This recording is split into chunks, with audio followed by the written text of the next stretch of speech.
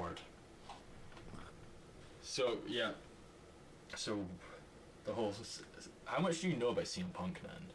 That would be my first question. I've seen a few clips of him, and like obviously in terms of like the generations that happened, I know of him as being like a famous heel in the sort of I forget which era he's part of, but like that one with like Brock Lesnar and modern-ish as opposed to frickin' I don't know Funnily enough, Steve Austin or something. funnily enough, Brock Lesnar and CM Punk basically just missed each other the entire both their runs Oh, because really? Lesnar left.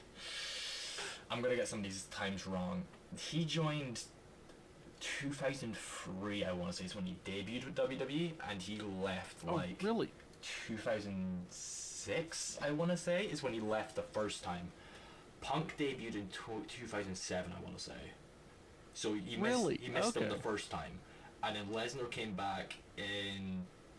Was it 2014? Seems. Yeah, 2014 sounds right. Is when Lesnar came in, and they came back, and that's when Punk left. So Huh. they were on the roster together for a very short amount of time, but no, in fact they were never on the same roster at any point. Fun fact about Brock Lesnar: he actually wrestled in New Japan and was an IWGP Heavyweight Champion. Oh, I didn't know that. Yeah, Shinsuke Nakamura cried after wrestling him due to something like he felt Lesnar didn't respect the sport of wrestling. That's the image he projects at least. I like Brock actually. Like, I think he seems like a chill guy, to be honest.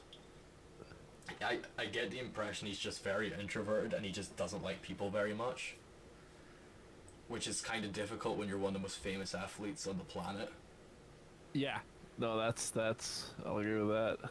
But he actually seems like an alright guy. But no, yeah, Punk and Lesnar were actually never on. They basically just missed each other every time, which is probably for the best because I don't think they would have put on a good match together at all.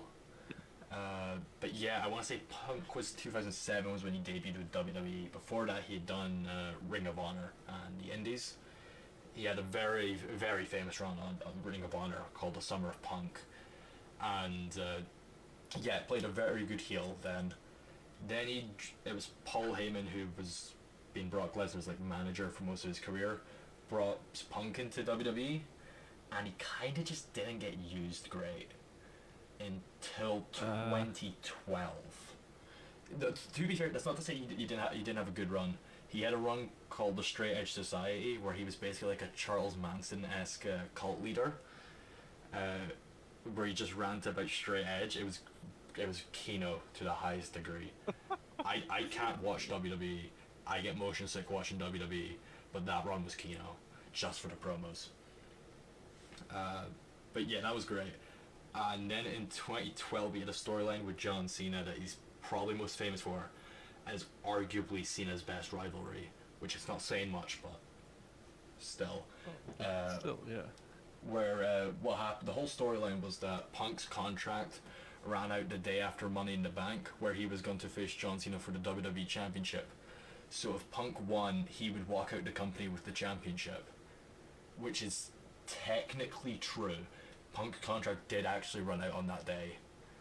So the whole storyline was, is he going to walk out with the belt? What will he do if he walks out with the belt? Yeah, yeah. And it was also in Punk's hometown of Chicago, which they are huge smarks in Chicago and they get very vocal. And it gets... So before that, Punk delivers probably the most famous promo of the 2010s, known as the Pipe Bomb, where he basically just rants about how much he hates the company. John Cena speared.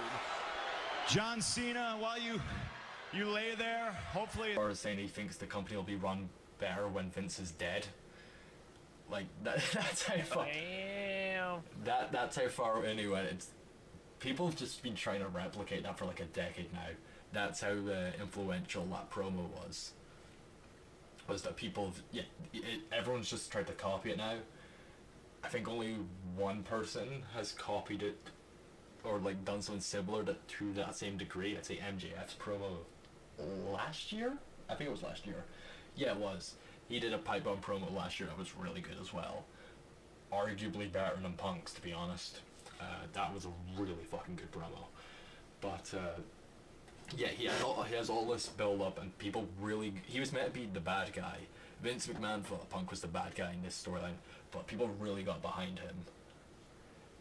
I wasn't watching WWE at the time, but like I remember WWE 2K15 had like a showcase mode where you play through Punk and Cena's rivalry, and like as a kid I got behind Punk when I was playing through that. Like yeah, it was great. Nice. It's so there's a famous wrestling journalist called Dave Meltzer. He's known for his star ratings. They mean nothing. His star ratings mean absolutely nothing. But WWE has like its main roster has like 4 or 5 star matches, and that's it. And one of them is John Cena versus CM Punk at Money in the Bank 2012, or was it 2011? One or the other. I couldn't tell you which one. Fuck, I'm just gonna check. I'm getting my dates wrong, but it'll annoy me if I look back on this afterwards and go, no, it was that. I should have fucking remembered that. Money in the Bank 2012. No, I don't think it was. I'm seeing Alberto Del Rio on the poster, which makes me think, no, that wasn't. WWE contract ladder match. Nope, that was not. It was 2011 then. Yeah, because notable prick Alberto Del Rio was on the poster. Was it 2011 then? Yep, 2011. So that is one of the few 5-star matches Dave Meltzer has ever given to WWE, which says a lot because there are some pretty good WWE matches that don't have 5 stars. At the same time, Will Ospreay has like 27. I'm not even joking. Like he has like 10 times the 5-star matches WWE as a whole has. Let me check. If you're Japanese, you get a lot more or wrestle in Japan, you get a lot more 5-star matches. Oh really? Yeah, it's like, okay, yeah. Okay, so do they have a list of wrestlers with the most 5-star matches? Will Ospreay, 28. His highest rating is 6.25 out of 10. Number two is a tie between Mitsuharu Misawa, Kenny Omega, and Kazuchika Okada, who all have 25. 5th is Kenta Kobashi with 23. I'm about to butcher this name. Toshiaki Kawada, 21. Shingo Takagi, that's fucking deserved, 17. Hiroshi Tanahashi, 16. Akira Tao, 15. Kota Ibushi and Manayami Toyota, 13. Ric Flair, 12. Both Young Bucks, 11. Tetsuya Naito, 11. Tomohiro Ishii, 10. Rey Fenix, that's surprising actually, 9. But you can see what I mean. A lot of Japanese wrestlers or guys with Japanese Japanese wrestlers are guys who wrestled in Japan. You know what I mean? So yeah, it's a lot of that. Yeah. There's not too many here who are like predominantly just wrestled in England. Barry Windham is one. I'm trying to find ones who have never wrestled in Japan. Yeah, most of these guys have wrestled. I think everyone here except Barry Windham, Ric Flair. I don't think Rey Fenix has wrestled in Japan. The rest of them all have. And that's probably where they got the 5 stars from. But back on topic, yeah, it's one of the few 5-star matches WWE ever had. Brilliant match. I couldn't watch it again because of the fucking camera work. Genuinely is sickening. Fuck WWE's cameraman, or more accurately, Vince's directions. Garbage. But very, very not Kino. no, Kino match. Oh wait, how far do you want to go into this before we? Wait, are we recording? Yeah. Oh, okay. Yeah. Keep going. Okay.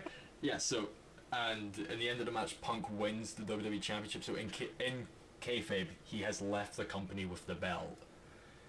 Eventually, he comes back because obviously, and then he has. He had the belt for like 2 years or something. He had it for ages, is all that matters. But at the same time, he was like not main event in most shows. John Cena was still main event, even though he wasn't champion. And Punk felt a bit slighted by this. He wasn't even he wasn't main event in WrestleMania. It was John Cena and The Rock. And then they took the belt off him at Royal Rumble to give it to The Rock just so he could face John Cena again. So yeah, he felt a little slighted by this. Yeah, I can imagine feeling aggrieved for that. Eventually, Punk walks out the company in 2014, I want to say, and he gets given his contract termination papers on his wedding day. Ooh. Yeah. Ooh. Yeah. He then leaves wrestling for 7 years, and does two UFC fights that were both awful. He's the worst UFC fighter ever. They were that bad. Like, I'm a bit of a CM Punk fanboy, and I'll tell you, well, was, and I can tell you, those fights fucking sucked. Even as a kid, I would have told you they were embarrassingly bad. They were that bad. Not even the fandom can save him. No one will defend those. Those were embarrassing. Like, most pro wrestlers don't do amazing in MMA. Like, my boy Katsuyori Shiba, he's got like I want to say he won 4 and lost like 10 or something like that, which isn't terrible. It's not terrible, but it's not great either. But he won fights in MMA. Is all that matters, and like he comes off as a legitimate fighter. Brock Lesnar won the fucking UFC championship, so good for him. I'm aware Jake Hager is unbeaten in UFC, not UFC, MMA. I think Bobby Lashley didn't do too bad either, actually. But a lot of wrestlers who go into MMA don't do well. Yeah, I would understand that. It just happens, but Punk is like the most notoriously bad for it. Like, he's notoriously just bad at MMA. But no, that was terrible. And then, holy fuck, how many years ago did he sign with AEW now? I'm about to feel old. I want to say, oh fuck, it was 2 years ago he signed with AEW. That does not feel like 2 years, what the fuck. He signed with AEW after being away from pro wrestling for 7 years. And first match was All In 2021 against Darby Allin, which might add, that's maybe the best pro wrestling show of all time. It was Oh, really? It was a really good pay-per-view. Like, it was an astoundingly good pay-per-view. It was it was absolutely perfectly booked for AEW, because loads of people were coming into the product for the first time because of Punk, and they, like, if you go on a cage match, which is used for giving ratings to wrestling stuff, where's All In 2021? It's All Out. I mean, All Out 2021 is the 11th highest rated wrestling show of all time on Cage Match. And I don't even consider the first two, because the first two are memorial things. So I don't even count the first two. So arguably it is the 9th highest rated pro wrestling event ever. Because the first one is the Hana Kimura Memorial Produced Manate. I don't know what that is. It's just listed as a Japanese freelance show. It's the number one. It's something to do with I think it's something to do with what's it called? Stardom and Joshi wrestling. By the looks of it, a lot of them seem to be women on the card, or are they? Ah, okay. Yeah, okay. I can't tell with the names, to be honest. And that's the number one? That's number one. It's a memorial show, so that'll be why. Apparently 714 people attended, so... Oh, that was... Oh, wait, she's the person who committed suicide after the massive harassment campaign on, like, the Japanese reality TV show. Okay. Okay, I've heard of her. Okay, I've heard the name. Okay, that's what that is.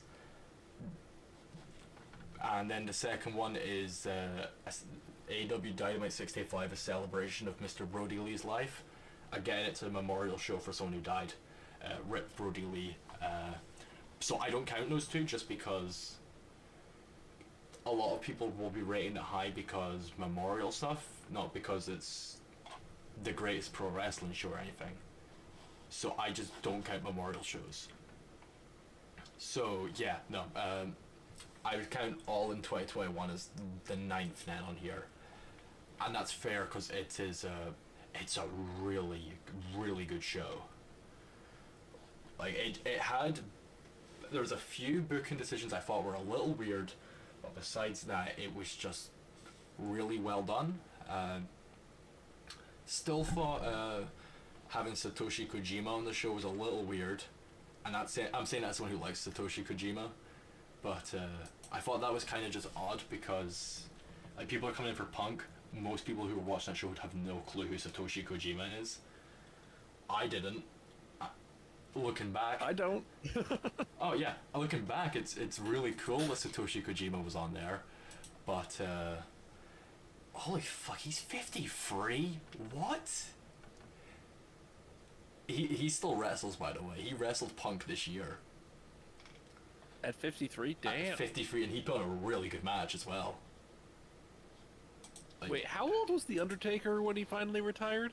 40s.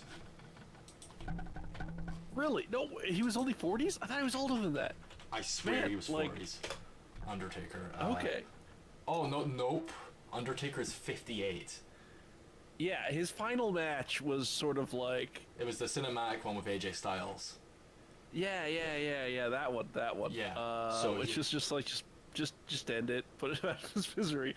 But, okay, but even then, like, only a 5-year difference, but still putting on, like, proper shows? Less than, because Undertaker's was like 2 years ago.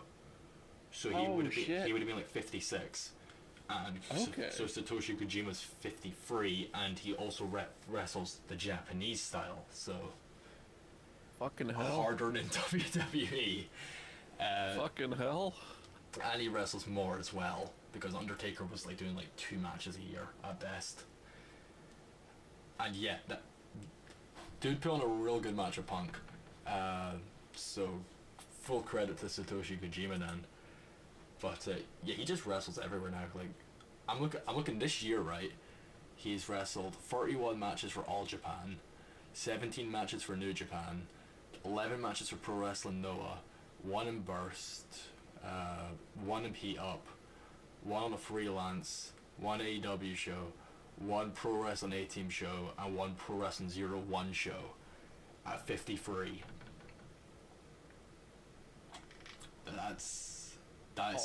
That's crazy. Okay. Though, but like getting back to CM Punk, right? Yeah, of course. So no, he wrestled on the All In show, faced Darby Allin, pretty solid match, and then he just had an AEW run for ages. And it seemed to be going fine until he faced Eddie Kingston at the next pay-per-view, which was Full Gear. That was the one where Hangman beat Kenny Omega. So Full Gear, and in the promo beforehand, and to be clear, Eddie Kingston is someone who a lot of his like storylines are built on reality, and he says when Eddie Kingston says something about someone, he probably means it. He's okay, so one of those people who blends the real into his kayfabe to get that that nice kick. Yeah, I like Eddie Kingston. He needs to hit the gym. Bro is fat and he needs to have a better look, but besides that, he's good. That's like the one thing that really holds him back, but he's real good. And he had a very short feud with Punk, which was for their match at Full Gear. Real good match, ended too early. But Eddie basically made comments along the lines of no one in the locker room liking Punk or wanting him to be there, which no one really thought of much. Like, no one thought of it that much at the time. Looking back, that was foreshadowing of what was to come. that was the first crack in Punk's AEW run, where we can look back and go, oh, Oh, that's Oh. not good. Would like to just mention another bit of foreshadowing ahead of time. There was a wrestler for AW. His character at the time was Jungle Boy. He was wrestling in a tag team called Jurassic Express. Real name Jack Perry.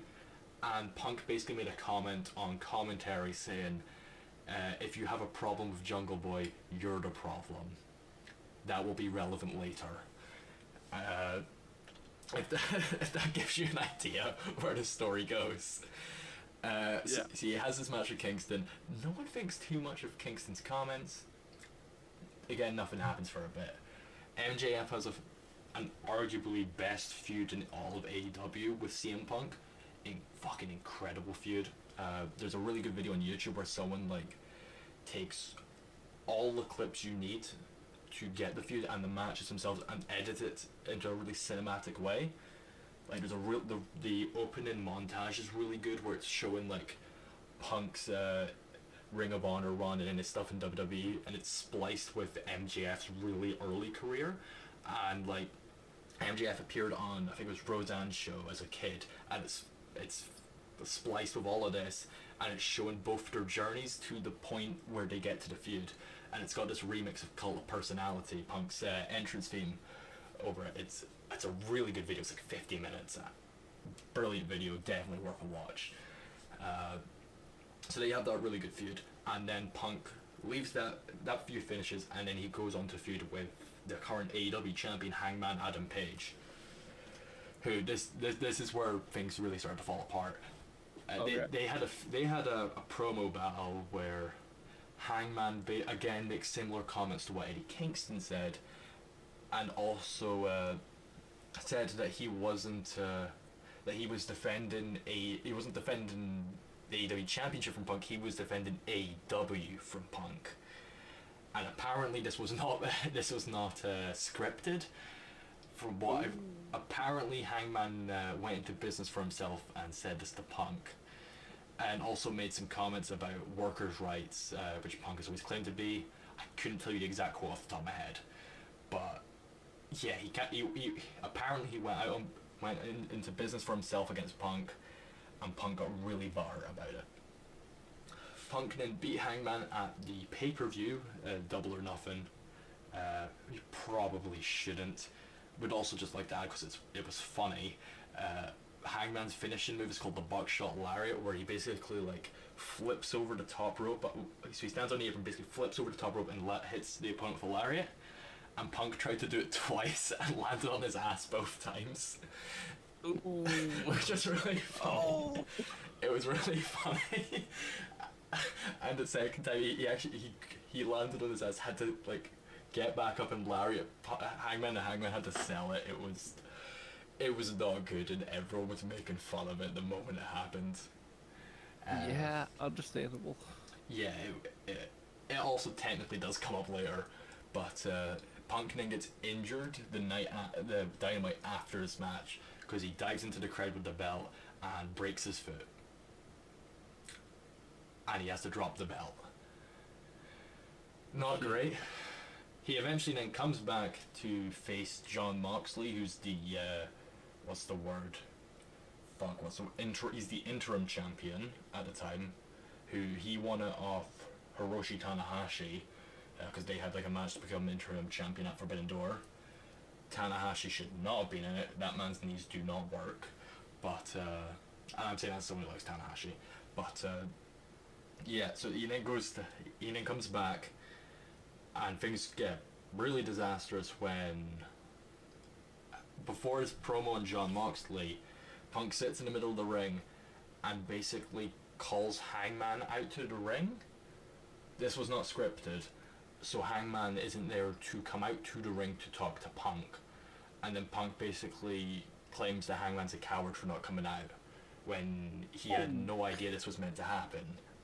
And no one knew this was meant to happen, and this was months after the Hangman promo. So Punk sat on this, really pissy about it, for literally months, and then just does this. It just comes off like he's coming off like a bit of a bitch. But yeah, then he does the match with John Moxley, injures himself again, and then this is where things this is where it gets bad. Before I explain what gets bad, there's some more prior information you need to have. While Punk was wrestling in Ring of Honor all these years ago, he became friends with a man named Scott Colton. His pro wrestling name is Colt Cabana.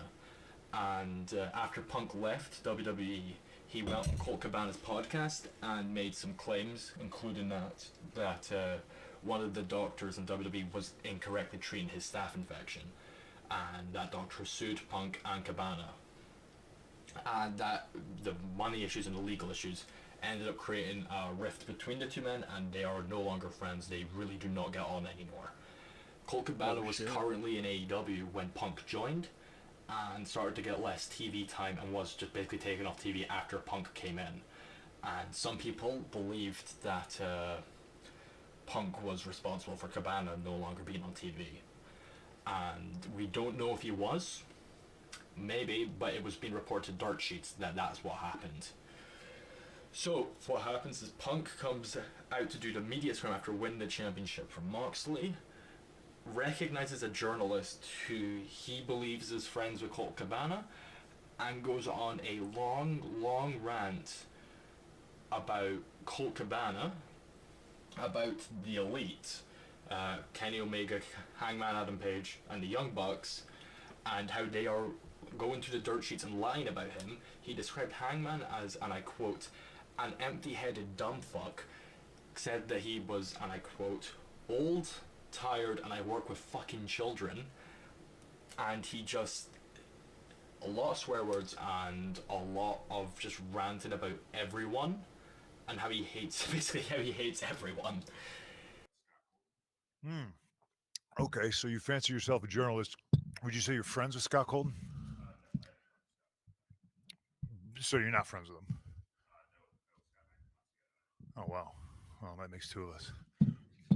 My point is, if you fancy yourself a journalist, even if it's for the silly world of professional wrestling, and you have journalistic integrity, people who report things, mostly that are bullshit and slanderous lies against myself, if you are friends with somebody, you blew my spot. If you're not friends with them, I apologize. But you should probably disclose who you're friends with. I haven't had anything to do with Scott Colton in almost a decade. Probably wanted nothing to do with him even longer than that. It's fucking unfortunate that I have to come up here and speak on this when I'm on my time and this is a fucking business. Why I'm a grown-ass adult man and I decide not to be friends with somebody is nobody else's fucking business. But my friends, if I fall backwards, will catch me. Scott Colton, I felt, never would have. My problem was I wanted to bring a guy with me to the top that did not want to see me at the top. Okay? You call it jealousy, you call it envy, whatever the fuck it is. My relationship with Scott Colton ended long before I paid all of his bills. I have every receipt. I have every invoice. I have every email. I have the email where he says, and I quote, I agree to go our separate ways. I will get my own lawyer and you do not have to pay anymore. That's an email that I have.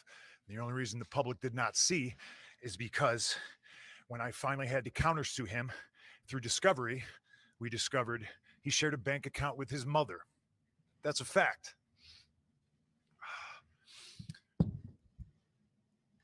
And as soon as we discovered that fact and we subpoenaed old Marcia, he sent the email, oh, can we please drop all this? Now, it's 2022. I haven't been friends with this guy since at least 2014, late 2013. And the fact that I have to sit up here because we have irresponsible people who call themselves EVPs and couldn't fucking manage a target, and they spread lies and bullshit and put into a media that I got somebody fired when I have fuck all to do with him, want nothing to do with him, do not care where he works, where he doesn't work, where he eats, where he sleeps. And the fact that I have to get up here and do this in 2022 is fucking embarrassing. And if y'all are at fault, fuck you. If you're not, I apologize. But what did I ever do in this world to deserve an empty-headed fucking dumb fuck like Hangman Adam Page to go out on national television and fucking go into business for himself. For what? What did I do, Dave? What did I ever do? Didn't do a goddamn thing. What's your name, sir? Fuck the Pittsburgh Penguins. What are you doing, man? What are you doing? I made it really clear in Forbes, and I just want to make it clear again. Nick, It's not his position to make it very fucking clear. There's people who call themselves EVPs that should have fucking known better. This shit was none of their business. I understand sticking up for your fucking friends. I fucking get it. I stuck up for that guy more than anybody. Okay? I paid his bills until I didn't, and it was my decision not to. Yeah, but I shouldn't have no commented when Nick first said it. It's my fault, and if I hadn't, it's my that. fault. It's my I fault. appreciate I that, should have but just I'm- taken it head but on I'm- because you never But said I'm trying to anything. run a fucking business, and when somebody who hasn't done a damn thing in this business jeopardizes the first $1 million house that this company has ever drawn off of my back and goes on national television and does that, it's a disgrace to this industry. It's a disgrace to this company. Now, we're far beyond apologies, right? I gave him a fucking chance. It did not get handled, and you saw what I had to do, which was very regrettable, lowering myself to his fucking level. But that's where we're at right now. And I will still walk up and down this hallway and say, if you have a fucking problem with me, take it up with me. Let's fucking go. And the owner of AEW, Tony Khan, is sitting right next to him and just lets him do this. And Punk is doing all this while eating muffins. Okay. The best, Well, that's, the best part is he names where he got the muffins from.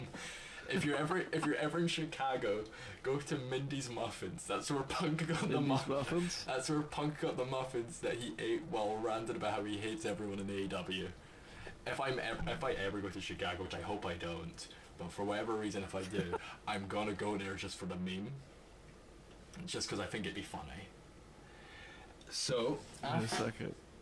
Mindy's Bakery, that's I think. it. That's I could it. be wrong. It's There Mindy's you something. go. There you go. I just remembered the muffins. Mindy's Bakery. These do look like good muffins, man, if you ever go to Chicago. Yeah, do it for the meme. Do it for the meme. But no, this isn't where it ends. It's more happened this night.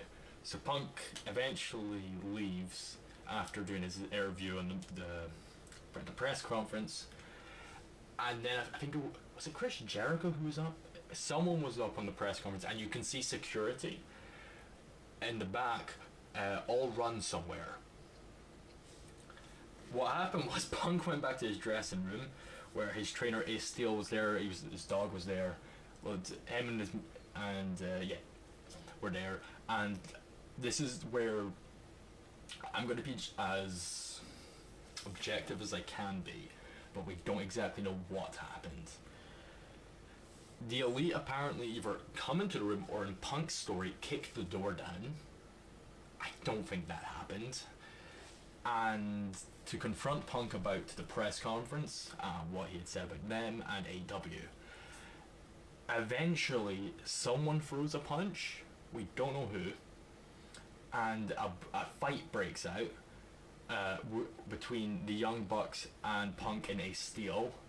Kenny Omega gets Punk's dog out of the room to safety. So, good on Kenny.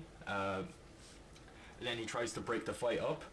We know one of the Young Bucks was knocked out because he had a steel chair thrown in his face. And Ace Steel bit Kenny Omega. Which is painfully ironic that the dog didn't bite anyone. The man did. And eventually it is broken up, and yeah, not good.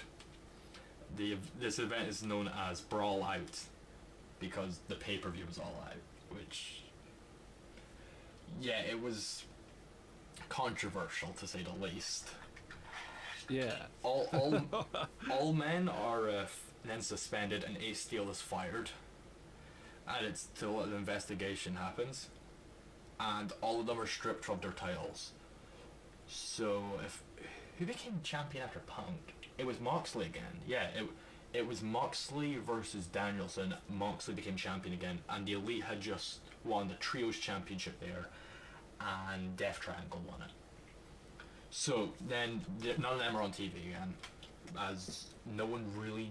It was still no one entirely knows what was happening at the time.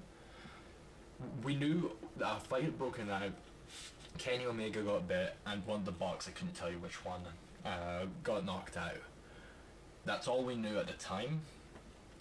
But yeah, and Tony Khan said on TV, yeah, they're all being stripped of their titles.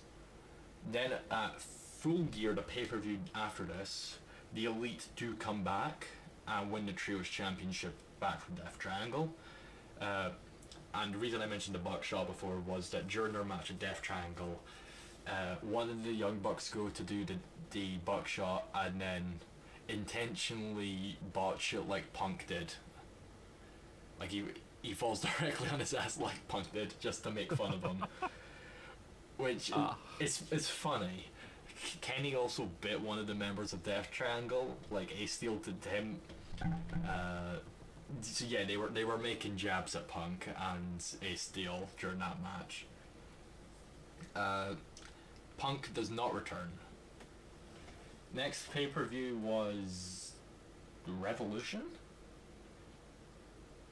Yeah, that sounds right. Revolution was the next pay-per-view. And no Punk. The Elite wrestled on it, no Punk. Then it was Double or Nothing. No Punk, if I remember correctly. Then it was Forbidden Door, and Punk does come back now. However, he's not on Dynamite. So AEW have launched a second show now called Collision that is built around CM Punk. But what really is happening is that basically Punk has to be kept in a separate show from everyone else, so he's not interacting with anyone he can cause fights with. And it's now known that the Bucks were saying that if Punk can not get into fights with anyone for 6 months, they'll have the match with him. Kenny apparently was open to having a match with Punk, but it just never happened. But yeah, Punk's on Collision, away from everyone else. At Forbidden Door, he has the Satoshi Kojima match I mentioned previous. And yeah, not good. And oh yeah, and between the time he was off, he also went out and was quite publicly critical of Chris Jericho and John Moxley, and had his wee Instagram rants. And yeah, Forbidden Door happens, Collision's running smooth for like a few weeks, and it turns out he's banning people from even showing up, including the head of talent relations, Christopher Daniels. And yeah, it's basically become a meme about getting banned from Collision. And then we get to the end of the story, all in 2023 at Wembley, which I was at. Great show. I was actually there. Great show. And apparently a week previous, Jack Perry, who I'd mentioned before, Jungle Boy, he's now Jack Perry, so bad guy, wanted to use real glass for a spot, and apparently got into a confrontation with Punk about it. He doesn't use the real glass. And then during his match on the pre-show with Hook, they used real glass, and apparently at backstage, either Punk, we don't know if it was Punk who confronted Jack Perry, or if it was Jack Perry who confronted Punk. We've heard different reports. There is camera footage, we just can't see it, because there's cameras everywhere in Wembley. But one of the two confronted the other, and Jack Perry told them, and I quote, "It was real glass, cry me a river." Cry me a river's now a meme in the wrestling community. And apparently Punk punched him and then tried to choke him out. Apparently then he also claimed that he was quitting and lunged for Tony Khan, the owner of the company, as well. He then goes out and wrestles a match with Samoa Joe, which I saw because I was there. And people have said that when he was leaving after winning the match, it was a solid match, might I add, he was apparently saluting each side of the crowd and was saying goodbye to people. Oh shit. I can confirm he was still in the ring. I saw that. I was too far back way far back, so I can tell you if he was saying goodbye to people. I was meters and meters away from him, but I can say the salute part. Yeah, I saw that firsthand.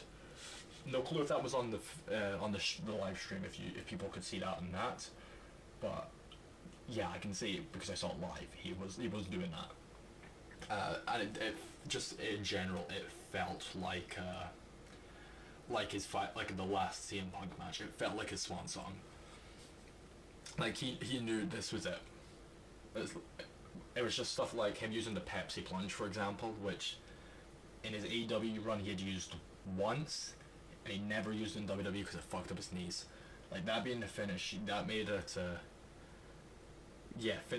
Facing one of his opponents from Ring of Honor and then using the move that wasn't finishing move really in Ring of Honor made it feel like we've come full circle. This is the end kind of thing.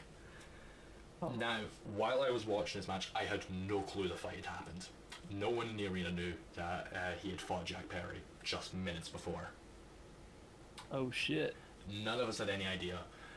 I have read a story I thought was funny, where on the train back, some guy read it out as he'd seen it online on his phone, and everyone in the train apparently groaned. I can tell a funny story, being that I was talking to a guy on the train back, and we joked about Punk getting into another fight. We had said it like it wasn't gonna happen. Like, oh, would it be really funny if CM Punk got into another fight? I literally get into my hotel room, open up my phone, and oh, Punk choked out Jack Perry. Fuck. And yeah, and then he wasn't on TV for like a week or two, and then it was announced that AEW have now fired CM Punk. And this isn't a work, like, they have actually just gone and said, yeah, we've fired Phil Brooks, CM Punk. His contract is terminated, it's not a work. Anyone who's saying it's a work is a fucking moron. It's not a work. He actually has been fired. Yeah, I don't hear about wrestlers who are famous and make money getting fired much. Like, that seems pretty big. Yeah, well, he's basically banned from everywhere now. Because WWE are not going to take him back. Everyone's saying, oh, he's going to go to WWE. No, they won't take him back. No chance. Do you think he can go to Japan? No. Granted, no. It sounds like he wouldn't do well here, but I've heard he apparently wanted to wrestle in the G1. No, his body is not okay with it. He's injured himself twice during his AEW run. Okay, yeah, no, Japan would chew him up and spit him out. Though. No, his body's made of fucking glass. It's just, no, he couldn't do Japan. Because, well, they wouldn't accept his bullshit. No chance they would. Also, no chance they would. He's also just not a star in Japan. He's not a big name because, like, WWE isn't as popular in Japan. Yeah. WWE in Japan is the equivalent of New Japan here, where if you're really into wrestling, you know about it, but if you don't, you don't. That is true. That is true. Punk's just, to the general Japanese audience who would go to a New Japan or a Pro Wrestling No or an All Japan show or whichever promotion, he's not a star. We had this year because Sasha Banks from WWE left WWE and went to New Japan as Mercedes Moné, and there was just no crowd reaction at Wrestle Kingdom this year. She got no crowd reaction at fucking Wrestle Kingdom. Jesus. That's because she's just not a star in Japan. I think she's not very good in general. I'm literally banned off Twitter for making fun of her, but... Wait, really? Yeah. Yeah, Twitter banned me for insulting her, but... Wait, did Twitter ban you, or did X ban you? Twitter banned me. Okay. I want to say Elon was in charge when it happened, though. Ah, okay. But, no, I think she's overrated. But, yeah, she got no crowd reaction from Wrestle Kingdom. I don't think... Punk would maybe get a little more because he was on Forbidden Door 2. So there would have been New Japan fans who would have watched what's it called, Forbidden Door, and seen Punk's match with Kojima. Also in Japan, AEW comes with the New Japan World subscription, so there's probably more Japanese people who have seen AEW than WWE, because AEW also do get some Japanese wrestlers on it. Yeah. Like, they had Minoru Suzuki a few times. As I said, they had Satoshi Kojima and all in 2021. They get them here and there, and then also you've got, like, Kenny Omega. And there's quite a few guys who were in New Japan who've gone over. It looks like Will Ospreay's going to go over. So if you're, like, a big Kenny Omega fan if in Japan, you'd probably end up watching AEW. So he's probably more well-known than, say, Mercedes Moné. But he's still not a big enough star to for how much he would expect to be paid and the role he would expect to have. He just couldn't. At least in New Japan, no one wouldn't be able to afford him, and neither would All Japan, and they're just not big enough for him. But like even with New Japan, like there's quite a clear story of what's going to be the main event of Wrestle Kingdom this year. Punk ain't a part of that. If Punk like came into New Japan right now, he ain't in the main event Wrestle Kingdom. I don't think he'd win a belt in general. Like maybe the US title, because Ospreay's on the way out. Though I stand by the fact he should fucking drop that to Yota Tsuji. That'd be great, but he's not gonna. But yeah, no, it's just he can't go to Japan. He can't go to WWE. He can't go back to AEW now. Impact can't afford him. Ring of Honor is owned by AEW, so he can't do Ring of Honor anymore. He can't go anywhere. Unless for some reason... He done burned it all down? Yeah, so unless WWE have like a change of heart, which they won't, because it's still Vince McMahon who's like controlling all of it, and he fucking hates Punk.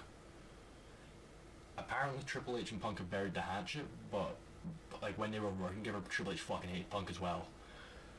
Like, they hated him enough that they sent him his termination papers on his wedding day. Yeah. That doesn't sound like... like, no, he's not going back. So he can't go anywhere. So, also, I believe his all-in match is the final pro wrestling match he'll ever have. Which is weird to think about, because like, Punk was my hero as a kid. And it's weird to think that, yeah, I saw his final match. Also, just interesting tidbit is the crowd were completely divided on him. Like I'm gonna find this for you right now. You can you can hear half the crowd fucking hate him, and half the crowd are like, yeah, Punk. Oh, he got like the boo, yeah, like the simultaneous boo, yeah.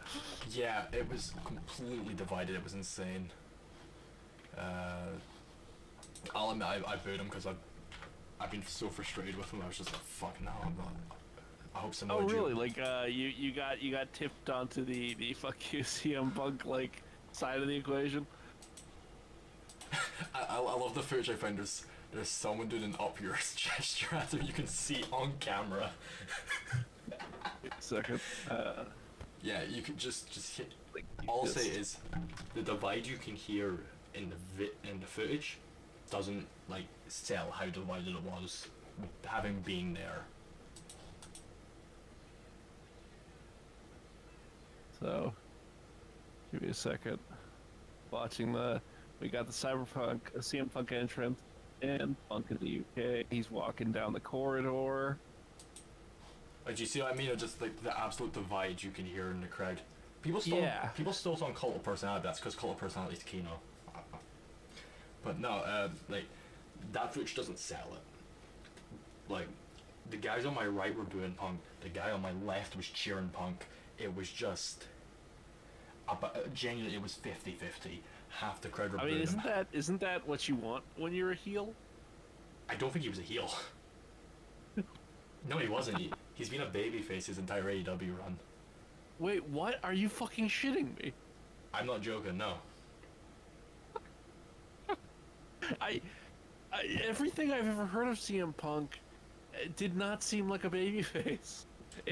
He seems like a heel through and through. No, his stuff in WWE, like the Cena feud and all that, for a bit of it he was a face. Like because he's very anti-establishment and he was anti-WWE when WWE was a monopoly in the West, like, people liked him.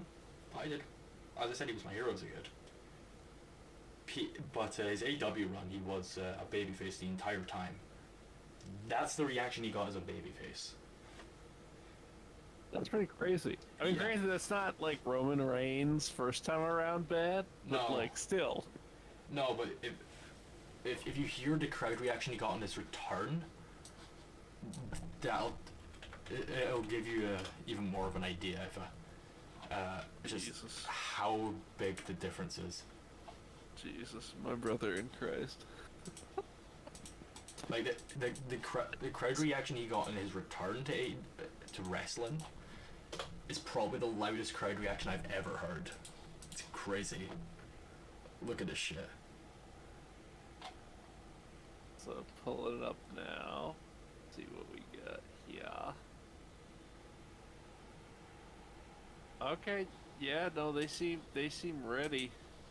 Shouting his name, fists thrown to the sky.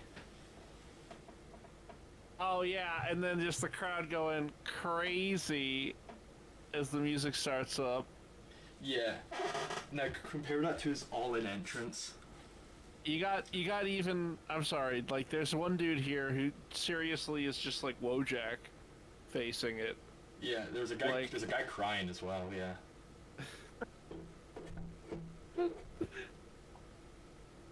Like, yeah. Do you see the difference? Yeah, that's pretty different, yeah. That was 2 years. Jesus Christ. It was, yeah. As I said, as I've been saying, yeah, it was absolute 50-50, but like as the match went on and all in, the crowd definitely leaned more to Samoa Joe. By the end, it felt like Punk was just a heel against Joe, despite the fact he was meant to be the babyface and Joe was meant to be the heel. Like, I think Joe's still considered a heel in AEW, and the crowd were cheering for him. So I have a question for you. Yeah. As a former CM Punk fan, Yeah. like, what do you feel like right now? Like on the, as the dust settles and CM Punk is like just gone from wrestling, like how does Alistair sitting in front of his computer feel about this? Oh god, I'm words can't describe how disappointed I am. Yeah, like I honestly wish he never came back. If he Holy sh! if he never came back, it would have been like the greatest what if. Like people would have been saying forever, what if he did come back? Like what if if they just let him be this massive star, and he came back and he fucked it up. Like that's not to say all the work he did was bad. Most of the work he did on screen was really good. He had some, like the MJF feud was absolutely incredible. It's one of the best wrestling feuds I've seen. It will probably go down as maybe the best of the 2020s. It was that fucking good. But even that is just like, that isn't saving it. It was just, he's just like, because there were people who worked with him in WWE who had said he was difficult to work with. Hornswoggle being the first one that comes to mind. People who were like, yeah, he's difficult. I think Kevin Owens had also said he didn't like Punk very much, but it was like, because he was the anti-establishment figure in wrestling, a lot of people, including me, just ignored it. Like, oh, it can't be that bad. And all he's done is he's proven everything bad that anyone has ever had to say about him to be true. It's just, I just wish he never came back now. He could have, yeah, he would have been the greatest. But what if he just came back and had one last run? Because people were doing that for 7 years, and yeah, because of that what if, many people, including myself, would have ranked him as one of the greatest pro wrestlers of all time. I'd still probably put him in my top 5 of all time, even after all the bullshit, because what he did on screen was very good.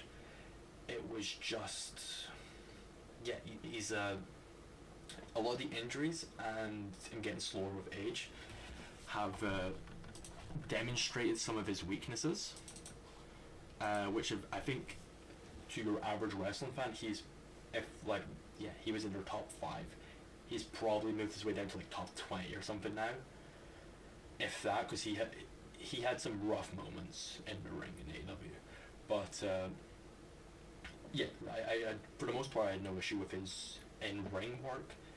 His work on mic was untouchable, as always.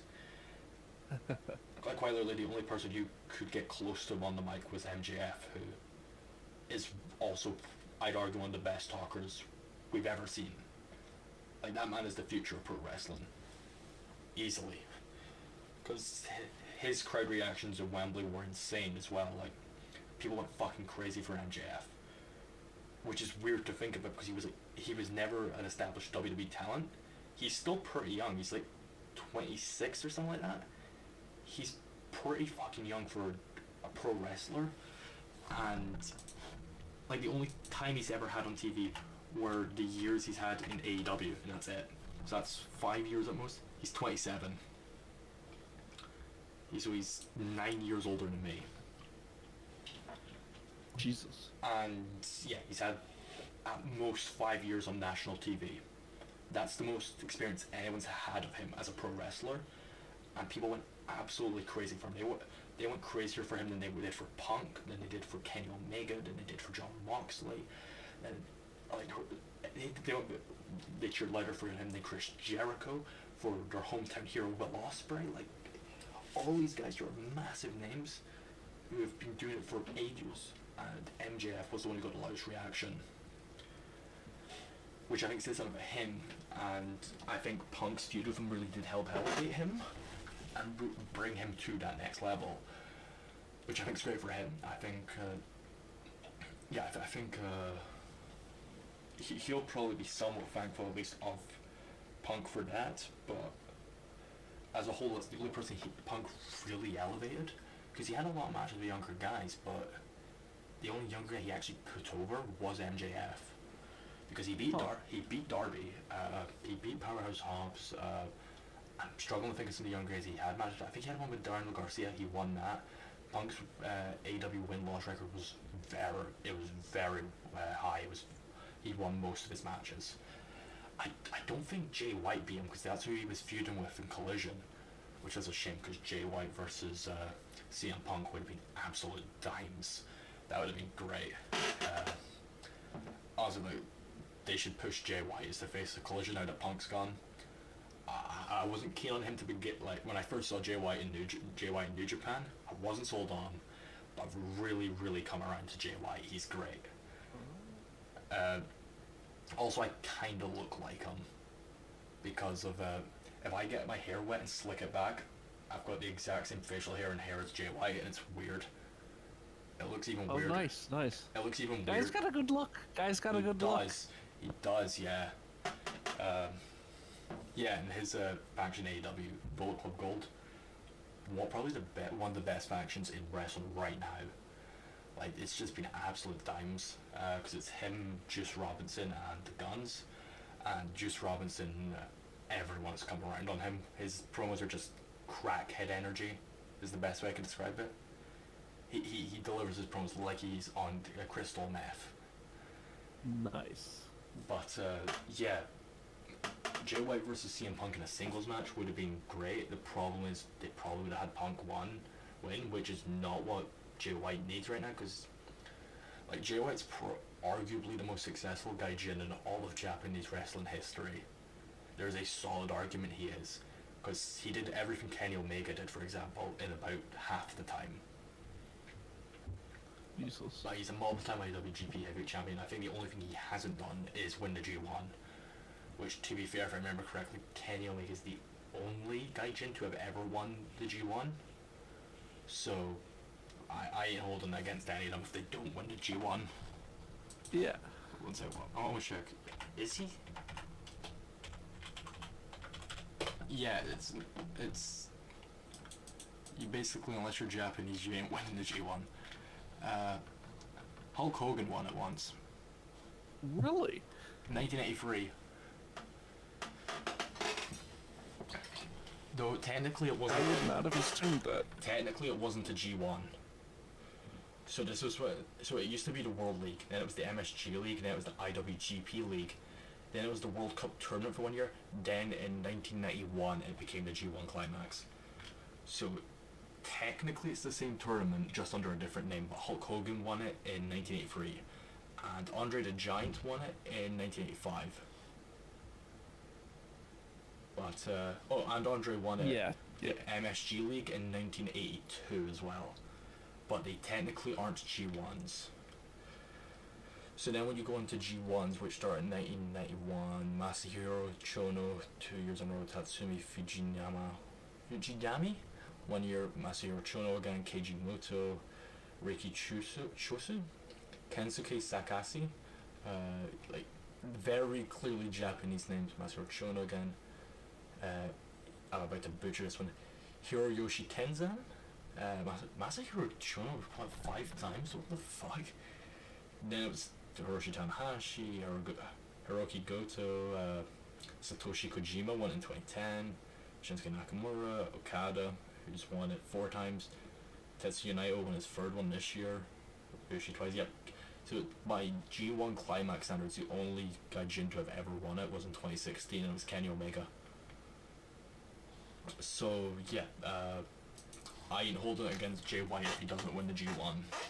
So besides the G1, he did everything Kenny did in about half the time. So yeah, there's a solid argument he is the most successful Gaijin in Japanese wrestling history.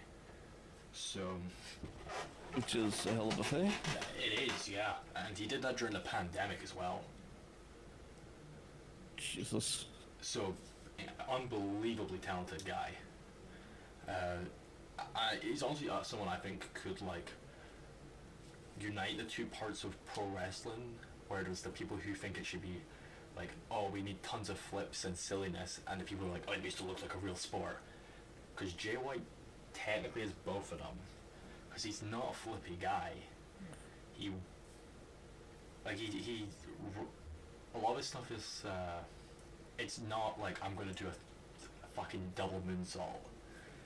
He's on his feet a lot, but he just makes really engaging matches, even without bullshit. He doesn't need all this fancy looking bullshit. He just makes an engaging match, even if he's fighting Okada 10 times.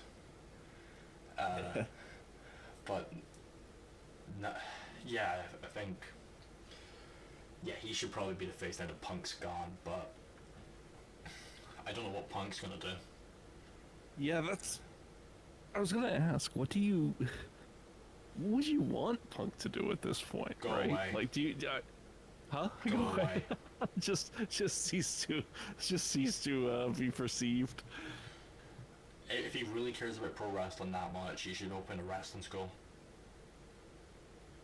Oh, that would be cool. Otherwise, I don't want to see him come back. At most, one match in another company, not AEW. I never want to see him come back to AEW. Jesus. If he comes back to WWE, I'm not gonna watch it because I can't watch WWE. But I've heard some people say he's gonna come back at Survivor Series because it's in Chicago. He's not gonna. No chance. Like they can see everything that's happened too. They're not gonna see all this and go, yeah, that's the guy we want.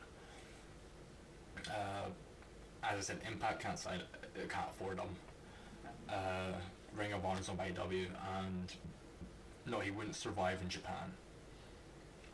He would have one match with fucking Minoru Suzuki. One match with Minoru Suzuki and Punk's dead. Like, I know everyone likes to call him Murder Grandpa, but he will murder someone if he faces Punk.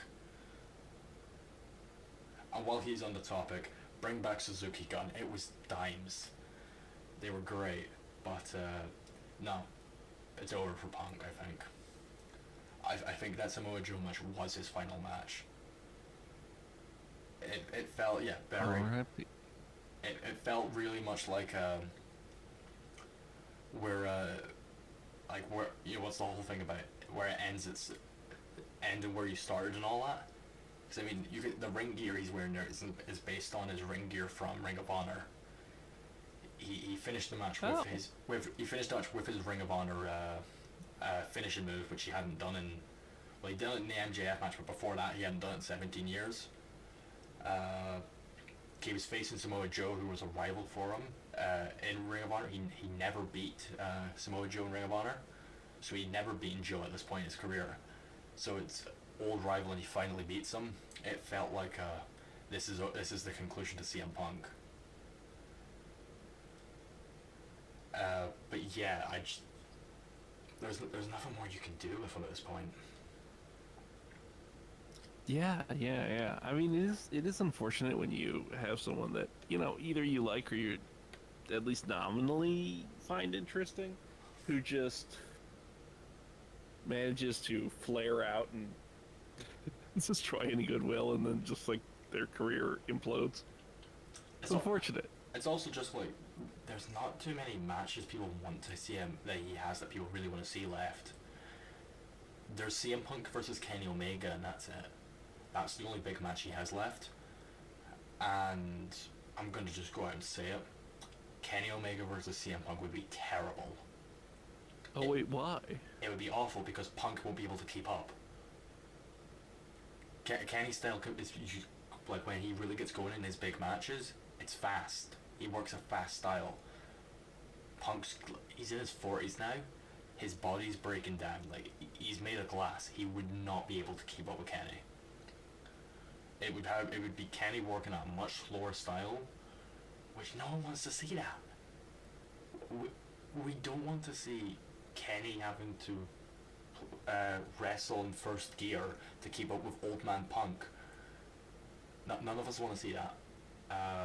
So when people are imagining Kenny Omega versus CM Punk, they're imagining Ring of Honor Punk versus New Japan Kenny, which neither of them are those men anymore. Kenny can still do a really good match. Like, he had 2 matches with Ospreay this year that were fucking incredible. I still need to watch that match with Konosuke Takeshita from a few weeks ago. Still need to see that.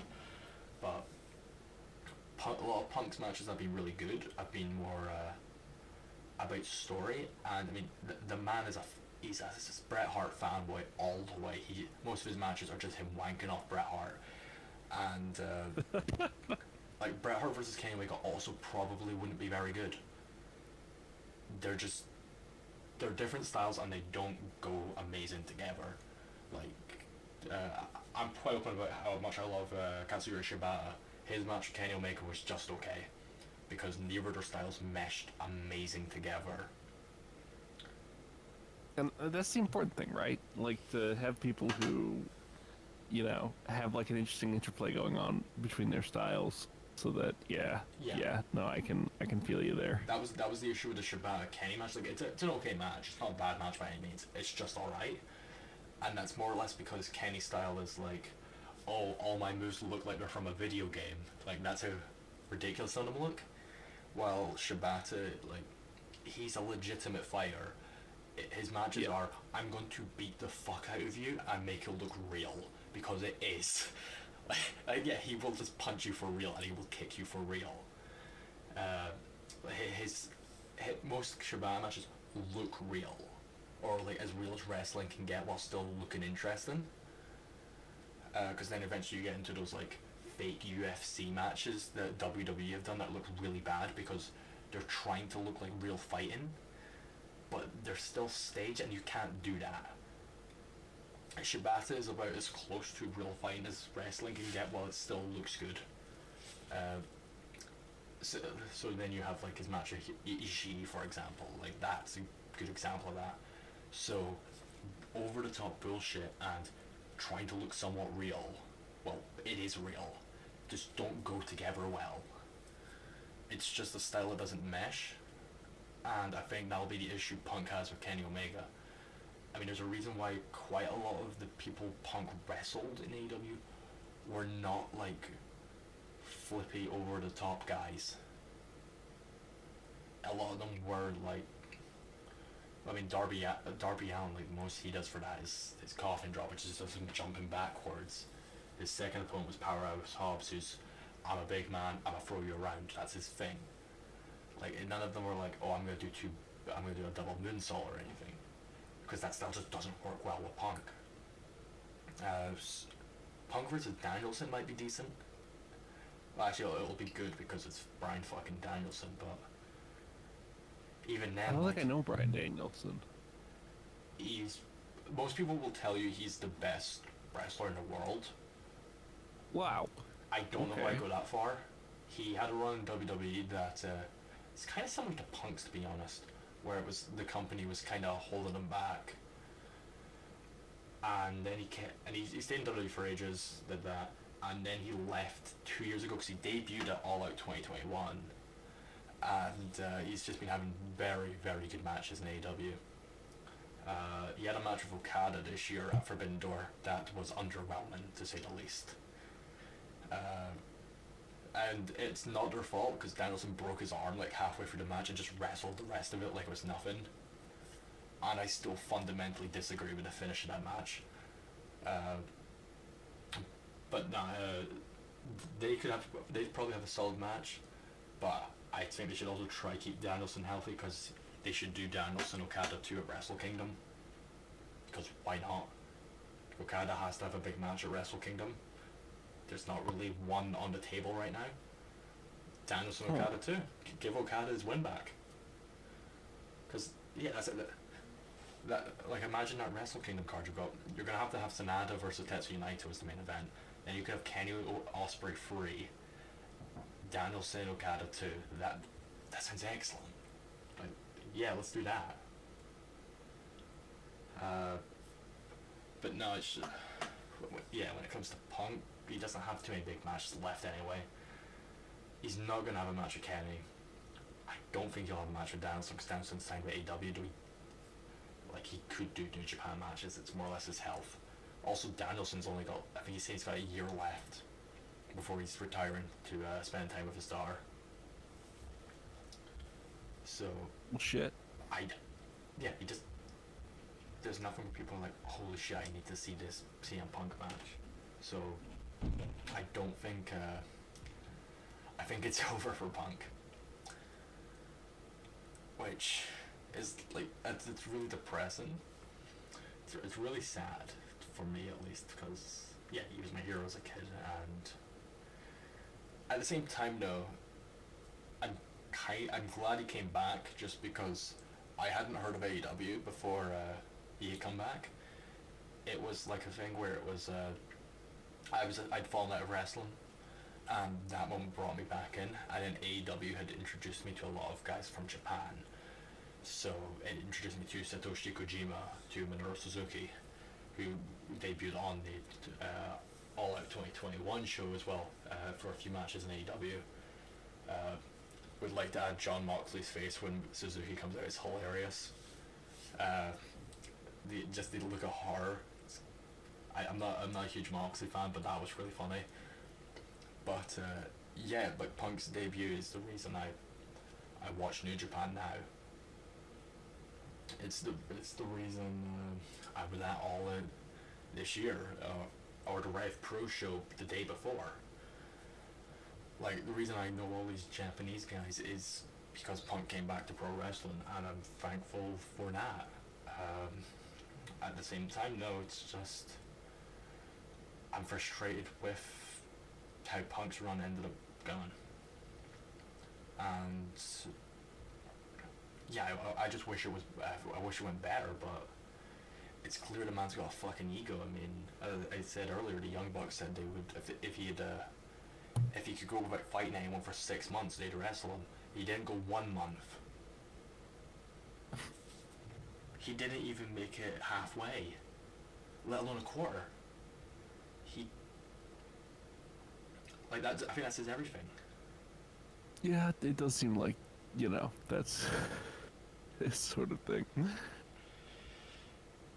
Yeah. So I've avoided some of, there's rumors about how he was backstage that I have not gone into because I don't want sued. Because some of them are not good. Some of them are, they're also just not being confirmed. Like, no one said, yeah, this is true.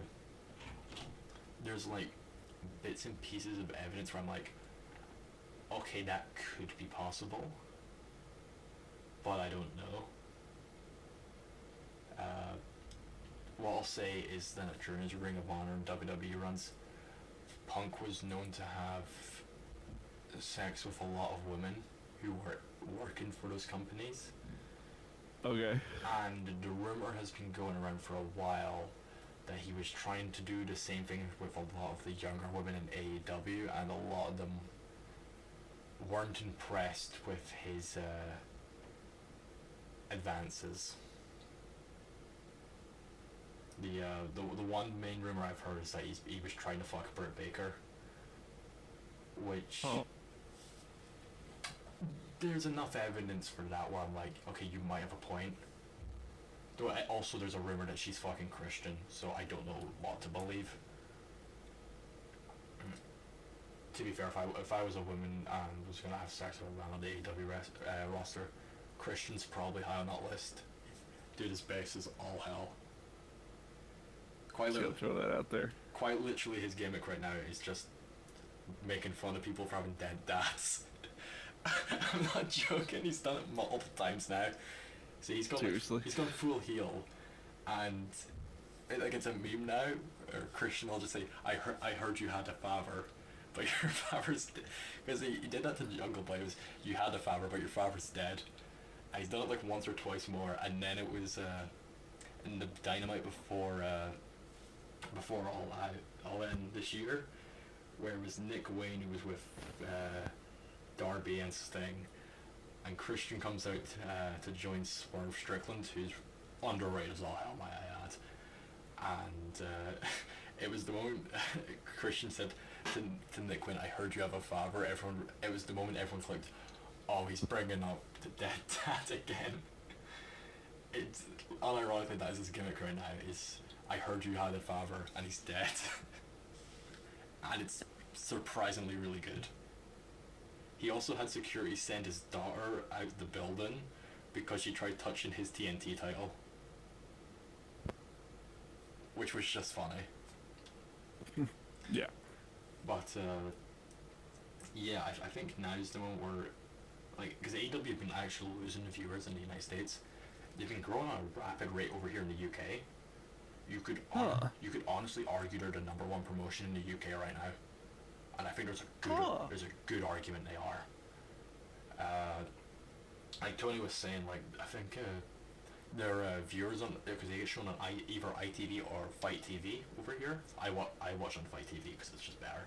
But if you're saying, like, ITV viewers have been up like 100% in the last year or so. Like, and then they got 81,000 people in Wembley to see them, and it wasn't like, oh, there's a wrestling show, let's go see it. Like, people clearly knew who the wrestlers were. Like, I waited in a line to buy two t-shirts for 45 minutes, and so I saw all the people, like, passing by into Wembley, and all of them were wearing, like, t-shirts of the wrestlers they liked on the show. Like, it was clear these are actually AEW fans, that's crazy to think about, that they got 81,000. Yeah. So yeah, there's a solid argument there. They are now the number one promotion in the UK. But that is crazy. I mean, man, how things change. Jesus. Yeah. I'm hoping Rev Pro starts doing better because they've got some good talent there. It's just they suck at streaming. Like, I've heard their 11th anniversary show live stream was atrocious. I've heard the stream itself was really bad, which is a shame because I was there and it was a really good show. Like, Tomohiro Ishii versus Luke Jacobs is my match of the year. It was that good. So yeah, I'm hoping, like, honestly, like, if the BBC want to do something good for once, they should get a TV deal for Rev Pro. Just do it. Like, all you'd be doing is supporting the wrestling industry, and like, if the government would want to go and use the BBC's money to support pro wrestling in Britain, and actually, because our pro wrestling scene got gutted by WWE and AEW, because WWE started NXT UK, which just took all our talent, and then the ones who were left, AEW signed when they started, so we just got completely gutted. Like, quite literally, the only two guys who are stars in our independent scene are Will Ospreay and Zack Sabre Jr., who also just work New Japan half the time. And Ospreay's leaving the independent scene because he looks like he's going to sign with AEW, so we have Zack Sabre Jr. and that's it. Not to say there's no one who's like a good wrestler. Like, Michael Oku is really good. He either needs to put on muscle. No, he just does. He's too skinny. He needs to put on muscle, but besides that, he's really solid. There's some really solid guys in our independent scene, and RevPro having their connections with New Japan is brilliant, because it means I get to see loads of New Japan wrestlers I thought I'd never would get to see. They had fucking Katsuyori Shibata on their 11th anniversary show, which I never thought I'd see Shibata wrestle live, so that was amazing. But they do need to work on their streams, from what I've heard. But what I was saying about AEW is that, like, in the UK they're growing rapidly, but in the US their viewers keep going down. Oh. So I think what they need to do now is, now that Punk's gone, they need to just reorganize and plan shit out, because when they were at their peak, there was like long-term stories going on, kind of like how New Japan do it.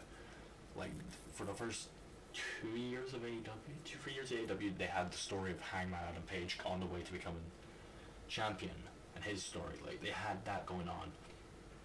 What needs to happen is Tony Khan, some of the wrestlers, I know they signed some other guy to help with Ryan, well, if I could get my way, I'd have Tony stop fucking booking, because he's fucking terrible at it, but if he has to, they need to sit down and plan out like the next 5 years of AEW, and have those long-term stories start going again, because like they've had long-term stuff happen, but it's clearly not being planned, and it just feels like kind of underwhelming. Like Kota Ibushi and Kenny Omega reuniting again should not have felt underwhelming, and it did. That's what I'd say to do, at least. But I'm not a wrestling promoter. I may promote I may book wrestling in WWE 2K, but that does not say I'm a good wrestling booker. But also they should just make their ITV contract better, because Collision is shown like 2 days after it is in the States. Dynamite's like 3 weeks behind. Which is also kind of weird, because like if someone goes to Wembley, they're going to be wondering, hey, why is Christian facing with Swerve? Because they booked that the week before. But like, some of it's not bad though. Like they did show All In on live TV a few days after it happened for free on ITV, which that was a really good thing to do. But yeah, I think AEW need to go, okay, Punk's gone. Here's our priorities. Here's who's gonna. They should plan out all the next champions. That's one thing they should do. And decide like which guys they're gonna build up to be top guys. Like Darby Allin's gonna be one, but that's one of the other issues, is they just don't have anyone who I see becoming the top guy after, like, when all the guys who've been to WWE end up retiring. Like, Kenny's got a few good years left in him, but he's still like late 30s, early 40s. It's just like, yeah, they're gonna need to say which younger guys are gonna become top guys, and there's just not too many of them I see doing it. Darby I could see doing it. MJF, he's already there. He's the champion right now. But besides those two, Konosuke Takeshita, he's one. He's brilliant. I've heard people say Tony should build him as the ace of AEW. Not a bad call. Not a bad call at all. He's great. But besides those three, I mean, New Japan has the same issue. because they're trying to build Shota Umino, and everyone just says Shota Umino looks like a fucking geek, and he does. Like, all the memes about him are great, but yeah, he doesn't seem like the next Ace. He seems like a fucking geek. Yota Tsuji's really good, but like the one of the new Three Musketeers, Ren Nieta, is that Nieta? Whatever his fucking name is. He's like a B-rate Shibata. He's Shibata without the aura of Shibata. Like when Shibata wrestled, there's an aura to him, and Ren Nieta, or whatever his name is, he doesn't have it. Like there are wrestlers who just have. There's no way to describe it. Just they have it. He doesn't. Shota maybe will eventually. Tsuji already does. That man's you could make him a world champion and I wouldn't bat an eye already. He should be a world champion already. He's that good. His match with Sanada is again a match of the year to me, just because I thought the whole concept of we don't know what any of his moves are, so every time he does a move, it's like, oh, that I didn't know that was gonna happen. It's really cool. Because you know what a pro wrestler's moves are, like, oh, fucking Kenny Omega, like I know what all his main moves are, because Tsuji had been away for years doing stuff in Mexico, and he was actually in Rev Pro. If you only watch New Japan, and most people who watch New Japan are not watching Mexican promotions and Rev Pro. It's just as simple as that. So when he came back, most people did not know what any of his moves are. We knew he does a spear because he speared Sanada in the build to the match, and that was it. He didn't wrestle any matches before the Sanada match. In fact, he said he speared Sanada, and then just went back to Mexico for a month before his match. So no one had any clue what he was going to do. It was really cool, actually. Great match. He fucking he cartwheeled out of Sanada's like DDT move. That was brilliant. But no, we were talking CM Punk, not Yota Tsuji, and I think yeah, for Punk it's over. That's the last thing I really have to say about him. It's just it's over. Great career. Could have been a lot more if he just was less of a bitch.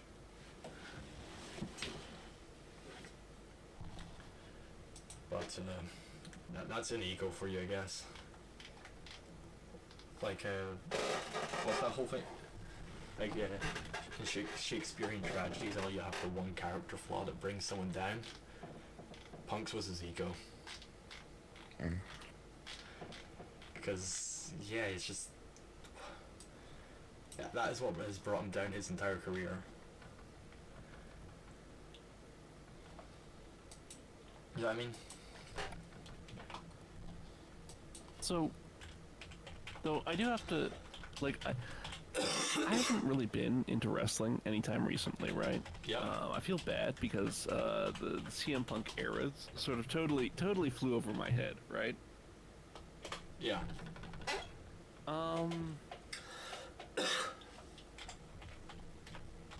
And I guess I'm just wondering, like, what was it like when he was not fucking shit up for himself? Like, I assume he still had the same, like, foul mouth, like I talk truth to power and fuck the man sort of thing going. That was his whole thing.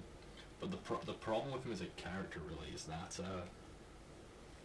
because he was like just below the peak of the mountain. Like, yeah, he was getting slighted and all in WWE.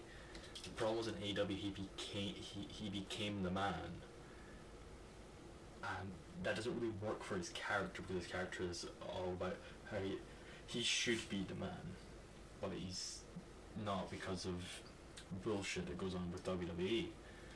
When he becomes the man, like, that character no longer works as well. Because the thing is, right, like, WWE don't make Bryan Danielson or CM Punk their top guy because of outside media stuff. Like, John Cena is easier to advertise. Roman Reigns is easier to advertise than CM Punk or Bryan Danielson. So they make those the top guys. In fact, there's a theory that when Bryan Danielson was out injured for ages, there's a theory that WWE knew he was okay to wrestle, and kept him on the shelf because they knew if they brought him back, he would just destroy Roman Reigns' momentum. So they kept him on the shelf for longer, so they didn't mess up Reigns' momentum. Which I don't know if that's true, but it's certainly believable. So yeah, the fact that even something like that's possible, it's entirely just because it's the outside media stuff. How easy is it to market someone? Like Punk and Daniels could put on the best fucking matches they want, but they're not as easy to market. And that makes sense. So that was Punk's whole thing. But when he becomes the guy because like Punk's a draw, he's a proven draw. When Tony announced on the Collision that he had fired Punk, they lost about, I think it was something like 80,000 viewers. Just the moment they said that Punk was gone. Like, the man's a proven draw. So when he becomes the man, it's just the character doesn't work as well. So do you feel there's anybody else like in his era equivalent amount of like street cred's not quite the right word, but aura of a specific thing that like management is like, we hate this person, but Bryan Danielson. Well, as I said, yeah, Bryan Danielson was one. Zack Ryder was another.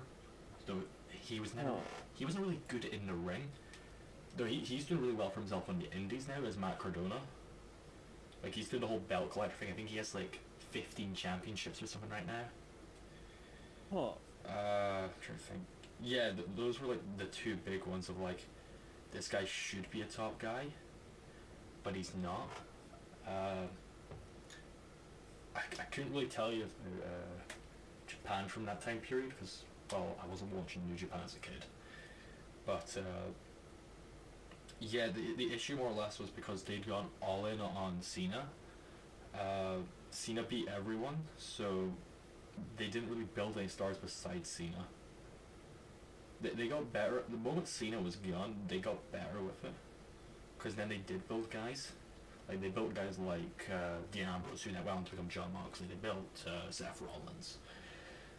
They actually built guys. Not to say that they did. They were perfect by any means. Like, I'm still appalled by WWE's presentation and treatment of Shinsuke Nakamura. That shit has been ridiculous. Like, they had the one WrestleMania entrance, and that was it. And I don't even know why they bothered to sign him, because he just doesn't work. His style of wrestling does not work in WWE. Like, the bro called himself the king of strong style. You're not allowed to do strong style in WWE. In the War Games match last year, Roman Reigns got hit on the ear a little hard and got angry. I don't see him letting Shinsuke fucking forearm him in the skull.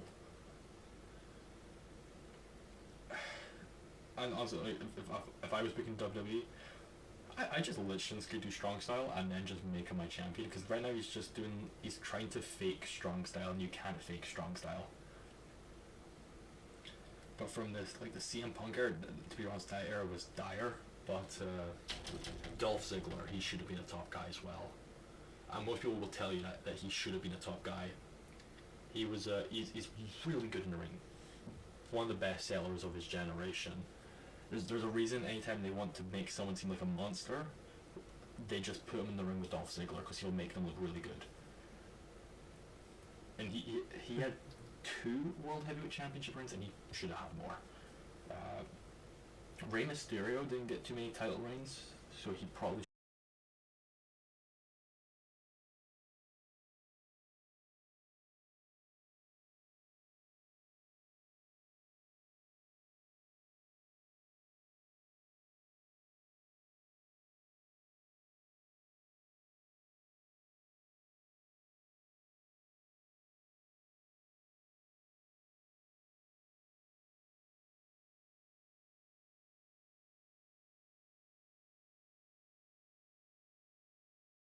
main event Mafia in TNA was great.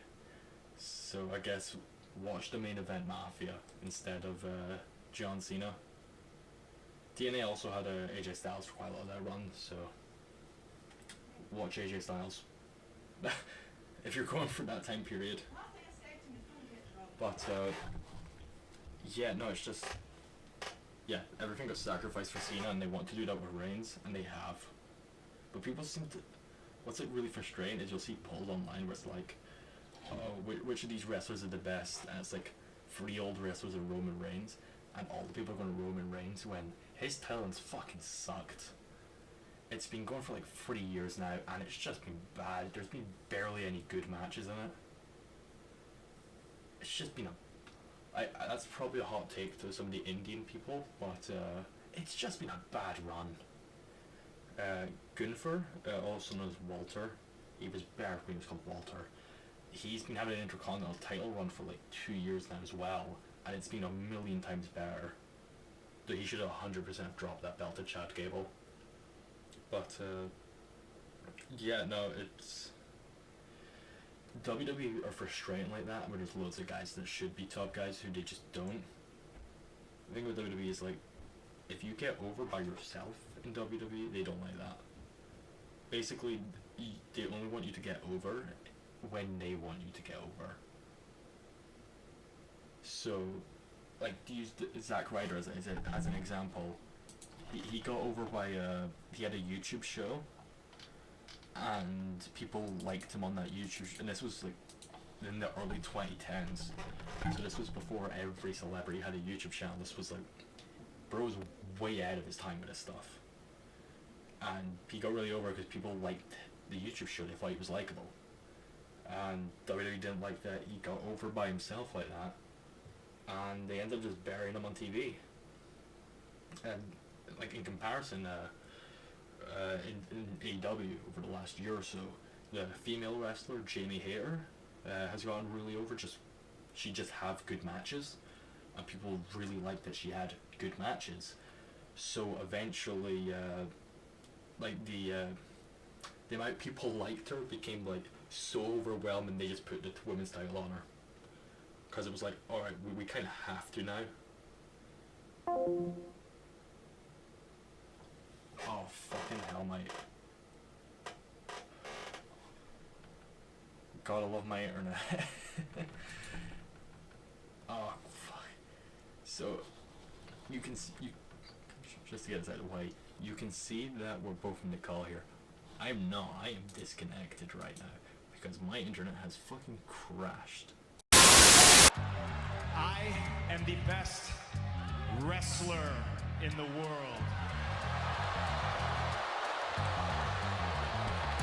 I've been the best ever since day one when I walked into this company, and I've been vilified and hated since that day because Paul Heyman saw something in me that nobody else wanted to admit.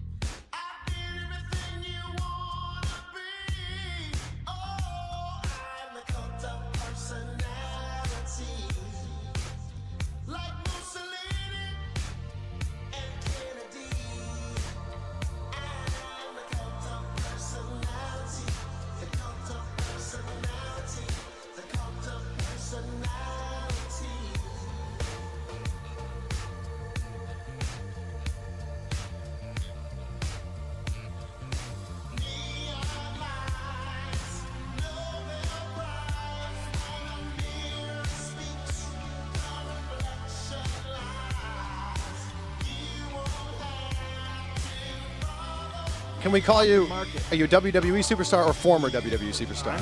I'm CM Punk. I'm just a superstar. Do you think there's ever a chance we'll see you back in a squared circle? No. Never? No. Wow.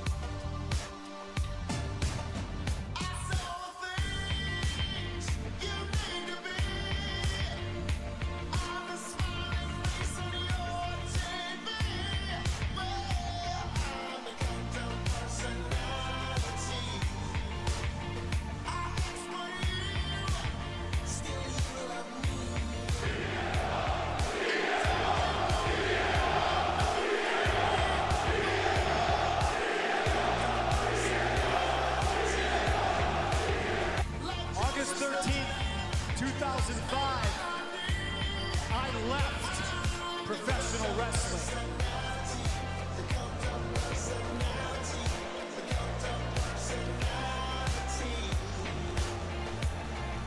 August 20th, 2021.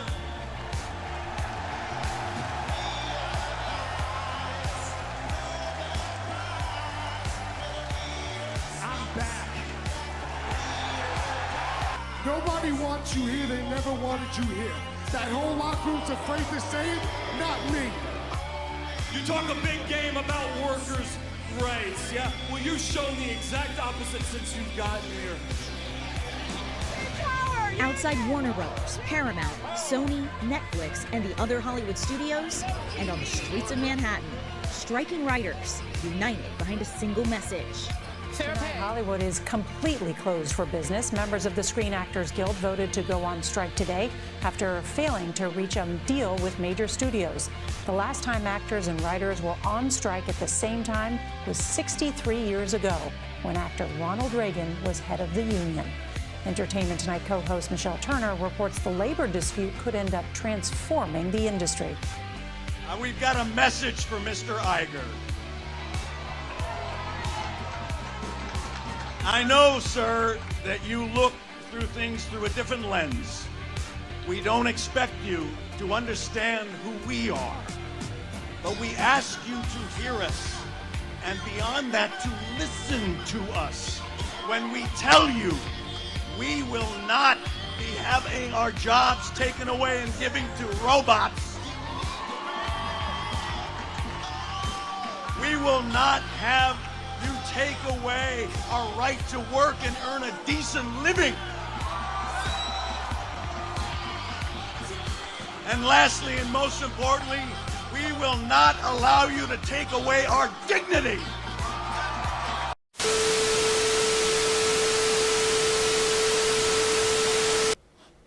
Okay, I just think makes one thing real clear first.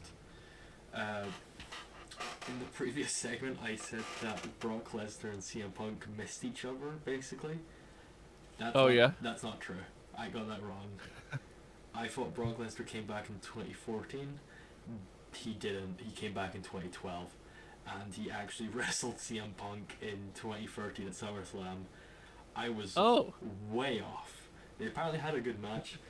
I've edited, words saying that, but if you're just listening, yeah, I fucked that up.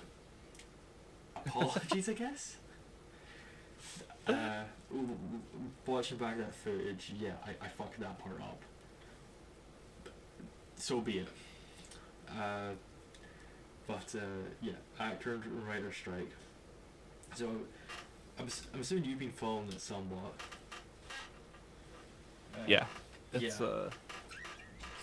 So I've been following it a little bit, but the perspective I can give is of someone who actually works at cinema. Because... Alright. Lay it on us. So we're actually already seeing, the effects of it firsthand already. Because we've just got no movies coming out. This month we've had... movies that are coming out for us. We've got Expendables 4 and that is it. That's the only movie that's really? coming out. That's it. That's all we have on our on our schedule. That's all we've got right now. Do you guys do revivals or anything, or does it just mean you're down to a skeleton crew? No, we are showing some old movies, but it's one a day. So we're still showing Barbie and Oppenheimer because we have nothing else to show. Huh. So we are also just on a skeleton crew because no one's going right now. But no, it's nothing's coming out, so it's tons of old movies are getting shown. We're recording this on a Sunday, and on the Tuesday they're showing the South Park movie, so I'm going in to see that.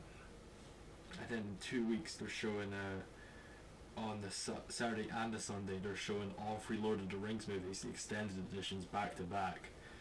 So nice. So I've asked for the day off and booked the tickets already. So I'm hoping my manager actually sees that shit and lets me off, gives me the day off. It's real fucking bad for just not paying attention to that shit. Oops, just broke my contract. Anyway, But no, we've got nothing that we're showing now. It's just they're under. Eventually, like the appeal of old movies is gonna run off. Because even then, like, there's a few that are doing really well, and then there's just some that no one gives a fuck about. Like, they were showing Batman '89, no one went because they didn't advertise it. South Park's doing pretty well. The Saturday showing of all three Lord of the Rings movies is completely sold out. Like, it's completely fucking packed. I'm going with a mate of mine, and for Two Towers and Return to King, we are not sitting next to each other because there were no seats together. That's how packed it was. And so that's big for them, but besides that, like, they don't have much. The last few weeks I've been working, there's just been no one. The only day they've had that they popped off at all was National Cinema Day, because it was £3 a ticket and I didn't work that day because I went to go see Trivium. So yeah, it's the cinema's already seen the effects of it. I mean, so what Odeon have is they have like a subscription to so you can pay. I think it was £15 a month, and you get you can see it as unlimited movies, right? They've just increased. They made a new tier of it. So if you go to the one in Dundee, which is the one I work at, you now, because it's a Lux version, you now have to pay the higher tier. So they're already trying to cheat people out of money because they have no money coming in.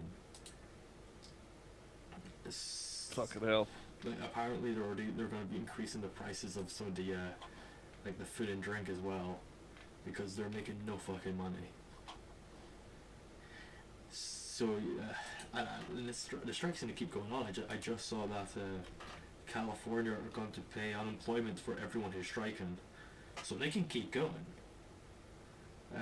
I did think it was really interesting that loads of conservatives were seething about the fact California was doing that. Like, bruv, you're the ones who are you're the ones complaining about Hollywood all the time. Why are you seething about them fucking over Hollywood? Well, I actually know why, but if no movies are coming out, they've got nothing to complain about on YouTube for money. What? Interesting. I didn't actually hear about that part. Though that's I wonder what they were thinking about for that. What woke movie will a critical drinker make a video about now? There's no black Snow White movie to get angry about. That's quite literally what I think they're seething. Because I've seen some of them get like really angry about the fact that taxpayer money's going towards the strike, but yeah, let's do it. Let's just burn Hollywood to the fucking ground, man. Fuck them. But yeah, it's honestly, like, I don't really give a fuck about the strike in a way that, like, what their demands are.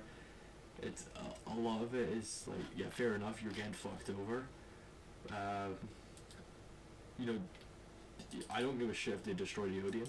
Just, you know, keep it around enough that I can have a fucking job, man. Yeah. But at the same time, Odeon as a company are the EA of cinema. I stand by that statement 100%. You stand by that statement? 1000%. I am breaking contract by saying that, and I don't give a fuck.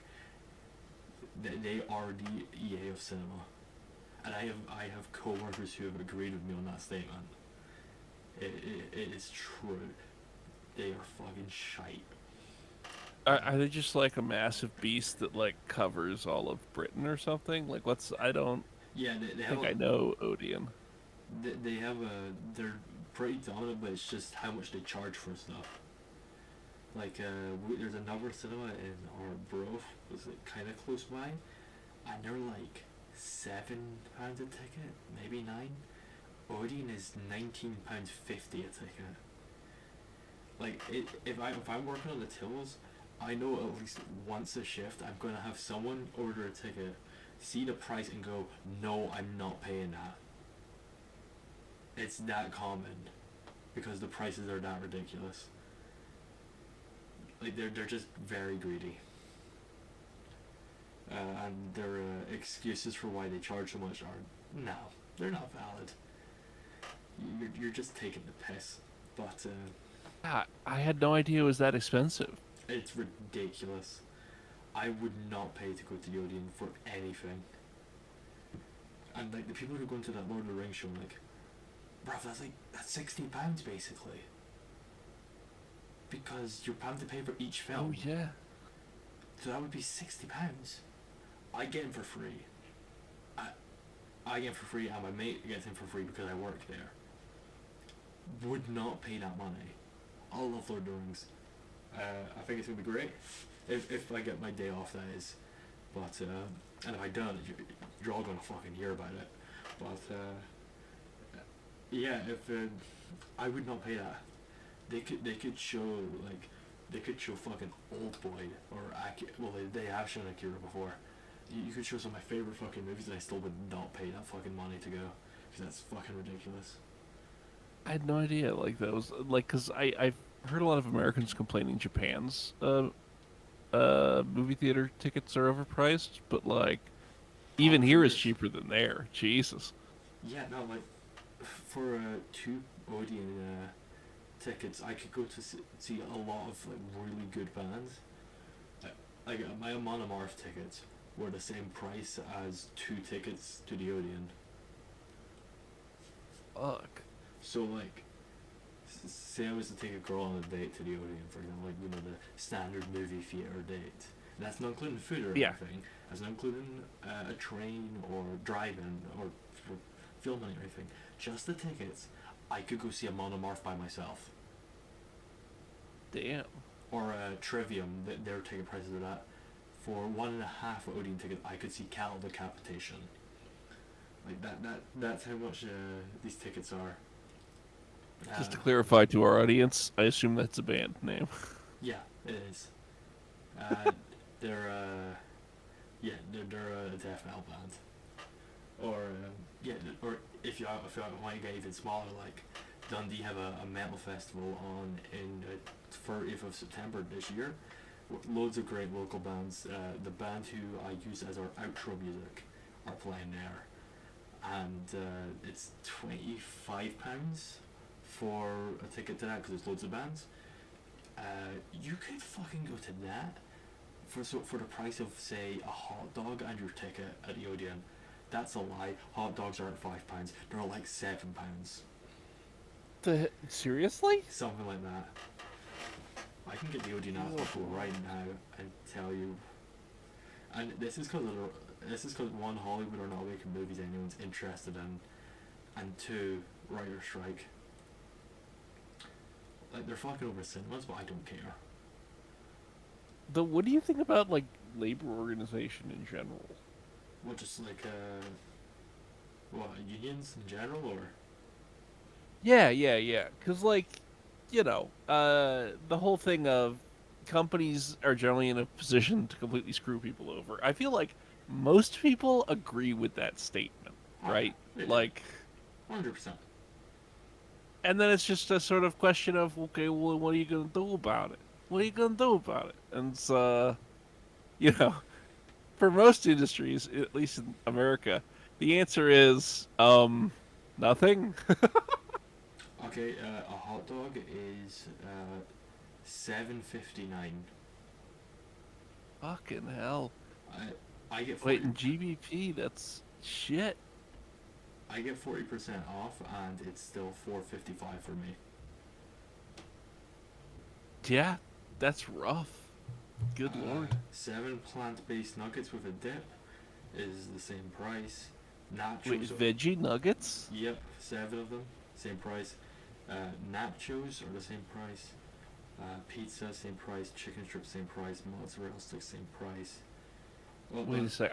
My brain is still reeling from the vegetable nuggets. Like, are these like fried vegetable nuggets? Like, they're plant-based nuggets, so it's like fake chicken. It's made with plants or whatever. Oh, okay. So like mushroom protein chicken or something. Something like that. For 2 bottled drinks, so like think like a bottle of Coke. Think 2 of those. That's £5, and that's their bundle deal. Like, bro, I could go into a corner shop and get 2 for £2. Good God. Yeah, if this gives you an idea of why I said they're the EA of cinema. Yeah. Yeah. And this is what I have to charge people these prices. I feel bad every time I do it. They pay me pretty good though, so I can't complain too hard. Okay, wait. Can I just mention something? Because like I just opened up their website to see if I can get pictures of these veggie chunk nuggets, because my brain is still reeling, right? Yeah. And I didn't realize that Odeon is on like the equivalent of Uber Eats for there, so you can like order Odeon food to be delivered to your house, which is like, why would what? Like, who would pay, like, food delivery prices on top of Odeon prices to get that into your house? It very occasionally happens. So we have Deliveroo, and it's the other one. I can't remember the other one's name. But the only time I really see it, to be honest, is if someone wants like a Tango Ice Blast, like this kind of. Well, it's not a slush anymore because they changed they changed it slightly, so it's more liquid now, so it looks fucking disgusting now because there's like a build up of liquid at the bottom of the cup. It looks like an ice blast, and then just at the bottom there's this like section of just like dark blue liquid. It looks like, you know, when people use like oil or something to separate bits of liquid into layers. It looks like that at the bottom. It's horrible. People pay money to drink that. Now, Granted, to be fair, I could go for something like that, but go on. To be fair, I get Odeon food occasionally for free. It's not bad. If I want to close, I get a free hot dog because, well, they're gonna get thrown out anyway, so we just all have a hot dog. They're actually quite nice hot dogs. I'm not a hot dog person at all. I've called them the cigarettes of food before. I think I have on this show. They're nice hot dogs. They're not like, you know, like a stereotypical hot dog is like flavorless meat. It's like kind of plain. Yeah. There's actually like flavor to Odeon's hot dogs. They're nice. Like I'll occasionally get, if someone needs to get thrown out but it's like still good, I'll occasionally get it here and there. Or if someone just like leaves something untouched when I'm cleaning the screen, I'll just have it. I got a bag of chocolate buns on Friday because someone just left a bag of it unopened. Huh. So the policy is just, you know, we're not gonna ask, but you can just take it. Yeah. So I just took it and just put it in the team room fridge. Like, the food isn't terrible. The ice blasts are pretty disgusting from what I've seen. But do you guys have like other like frozen Slurpee drinks like in Scotland much? We have slushes, which are they're actually like kind of icy. They're pretty nice. I enjoy a slush, but I'm going completely off topic about Odeon, but But I can see from first-hand experience, like, the strike is actually just fucking everything up, and we all know it's a strike. We'll all say that is what's causing it. But good on them, as far as I'm concerned. Fuck Hollywood. I don't know what's going to happen eventually, though, because no movies are coming out, so after what's it called, Expendables 4 comes out, there's nothing coming out, so I don't know what the fuck Odeon's going to do. Because it's a good question, right? Because we quite literally have nothing coming out, or at least nothing anyone wants to see coming out. So what are they going to do? And the answer is, I do not know. Well, it sounds like they're probably going to just do more like older movies, right? They don't have enough to do that though. Like some of them are already flopping. We were showing like early Disney film, like old Disney films, like early in the day for like families, and no one's going to them Bro, they're showing the Jungle Book early in the day and no one gives a fuck. Like Jungle Book, like the old animated one? Yeah. Huh. No one gives a fuck. Or as I said, Batman 89, no one gives a fuck. Or I guess they gotta... Or more accurately, no one knows they're playing them. But even then, like... That's... Old movies Yeah, have that's the issue. Old movies have a point where eventually no one cares anymore. Like, it's a novelty thing. You can't run a business for months off it.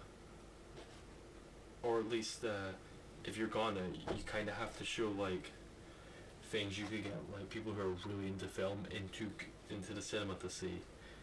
Batman 89 is not gonna get a cinephile into the cinema, if you know what I mean. But then at the same time, that kind of just gets left to like smaller cinemas. Like we've got the DCA in Dundee to show stuff like that. Like as I said to you, like no one at my work knew what my Sallow shirt was. That tells you enough. Yeah. Though Odin should not show Sallow. I would not attend that. I never want to see Sallow ever again. Fuck that movie. Fuck it. Yeah. Have you seen I can feel you. No, I know about it, and that's enough for me. It's worth a Just watch. like it's worth a watch once. Wait, have you watched the Serbian film? I haven't yet. I'm gonna. Yeah, I haven't, and I don't think I need to tack on the yet. But like, I don't know if we're allowed to say anything about it. Look, I feel like that's the sort of thing where a plot summary would get you like demonetized and slapped around by YouTube. I don't give a shit about demonetization. We're not gonna get monetized in the first place. It's more or less getting banned, is the concern. I don't know how much of Sallow I can talk about, but it's worth watching once, I'd say. It's genuinely a disturbing watch, and it's not comfortable in the slightest, and you will hate it. But it's actually like a really well-made film. It's a really good film. It's just not a film you enjoy watching at all. Wait, was the director anybody with like a track record that we should know about, or is it just like... What, like a criminal record, or...? No. I meant like you said it was a good movie, so I'm just wondering like. Yeah, well, he was an Italian filmmaker. I'm blank on his name right now. So he had just done a trilogy called that's like they're not connected, but they're like connected in theme. That was known as the Trilogy of Life, and his idea was that he was then going to do one called the Trilogy of Death, which Sallow was the first part of, and then he died. So Sallow was. So he only got a duology of death. No, he got one film in. Sallow was the first one. He had started. There's like, apparently there's bits and pieces of the second one you can like hear about, and apparently it's worse than Sallow. So if Sallow was the first one, you can imagine how much worse the second and third ones would be. Yeah. But no, as I said, you should watch it at some point, just to say you've watched it, because it's actually like a really well-made film with like complex ideas and all that. It's a really good film. It's just not a film I can go to someone and say, you should just watch this casually. Like, no. It's not the kind of movie where it's like, oh, you're looking for something fun to watch on it at one night.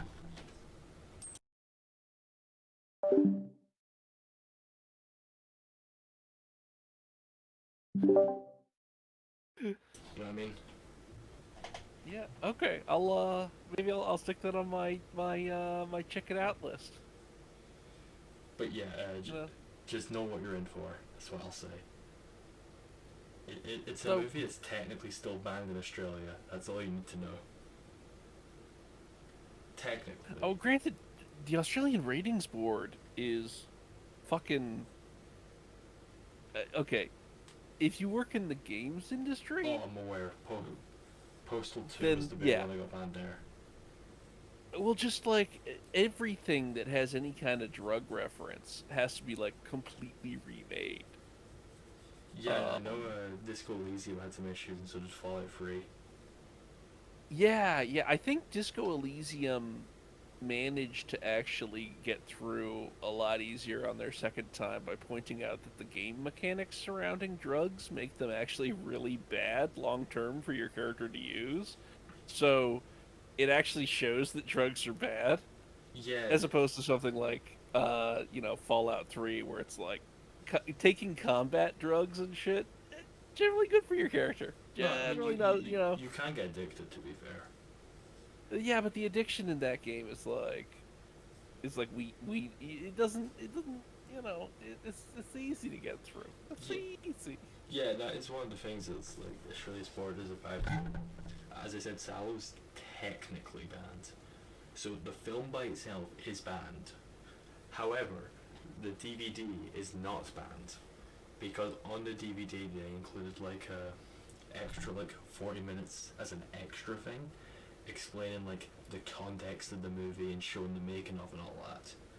It's basically like explaining why the things in the movie are happening, what it represents, and all that shit. And that's the reason the DVD isn't banned. So it's never came up, but the legal hypothesis is that if you were to show Salo in a cinema and not show that extra 40 minutes of stuff, technically that's a crime. Because the reason it's not banned is that extra stuff, so extra stuff needs to be there for it to be allowed. But it's never actually came up in a court of law, it's just believed that might be the case. It's a weird one where it's technically banned. Interesting. But anyway, writer strike. Yeah, going back to the unions for a sec. I did want to ask you like what your opinion is on unions and what they do, right? Because I've heard interesting things from a lot of different people about their opinions on unions and unionization, and I wanted to know what does Alistair think? What does Alistair think? Some of them are fucking terrible. Like, some of them are real bad. I'm really not a fan of the teachers' union in Scotland. And I know people. I had teachers who were part of it who also did not like it. I had a history teacher who really did not like the teachers' union because there was a lot of striking going on in my last year of school, and he was really against the striking. Because he had told me about how when he was younger, right, like there was a teacher strike and it basically just destroyed loads of like extracurricular clubs and all that, and they never recovered because all the teachers were gone, and it just kind of just destroyed everything, and the education, just everything for the schools kind of just put on halt and kind of ruined because of the striking. So he's really against teachers striking. And I did a lot of the ones who strike do it in ways that are just unhelpful. So the rail strikes that have been happening for a while in the UK, not helpful in the slightest. And Alcase of PC and Podcast came up with a really better way they could do it, where it was just run it as usual, just don't charge anyone. If I remember correctly, that's how the Japanese bus drivers strike. Yeah, that's so much better instead of just fucking everyone else over. But no, we have to fuck everyone over apparently. But the issue as well was that everyone, about a year ago at this point, maybe slightly less, everyone went on strike. And the problem is if everyone's going on strike for more money, and everyone gets given more money, you're just going to cause more inflation because there's not money to give everyone. So you're going to have to print more money that doesn't exist, devalue in that money, so cool, no one got more money in the end. And that was really frustrating because the thing you should be striking against is the government printing money.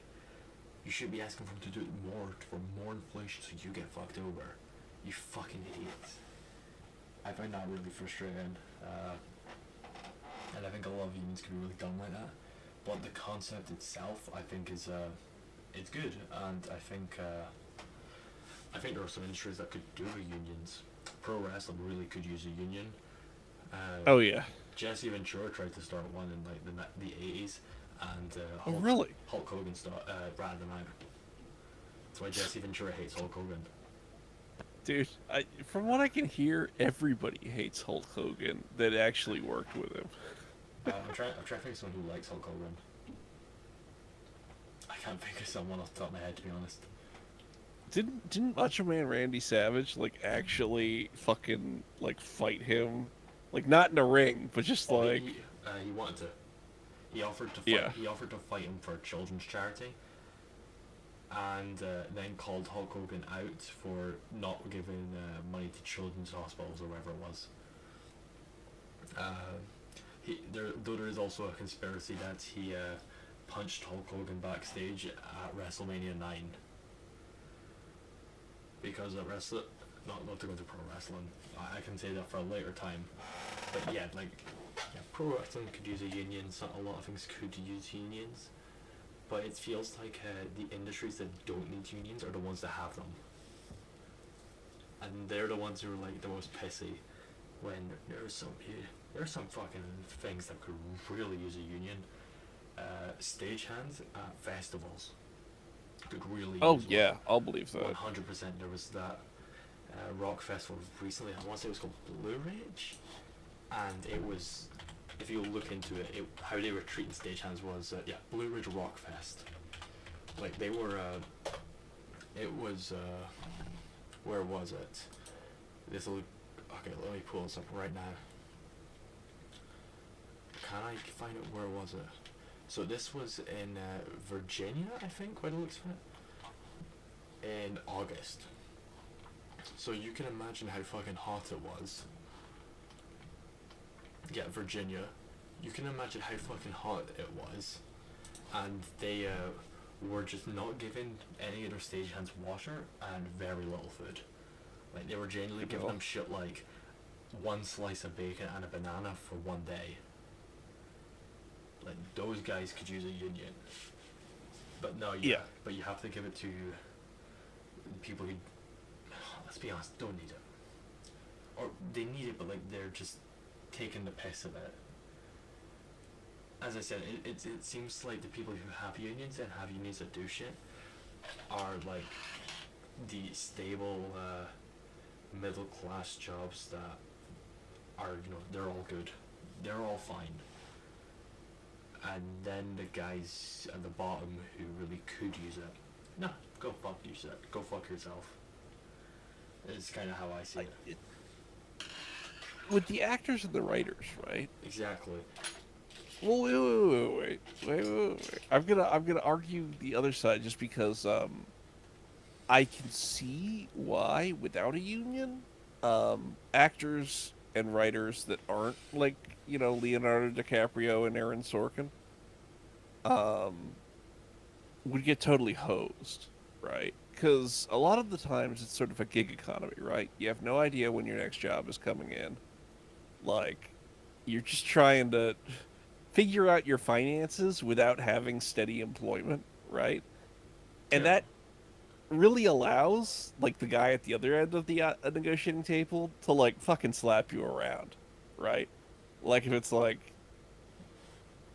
do you know if you're going to make rent this month? Well, do you want to take the lowball offer I'm giving, or do you want to, like, risk, just being completely hosed, right? Yeah, 100%. I mean, it's why labor is always on the back foot in any negotiation, because, like,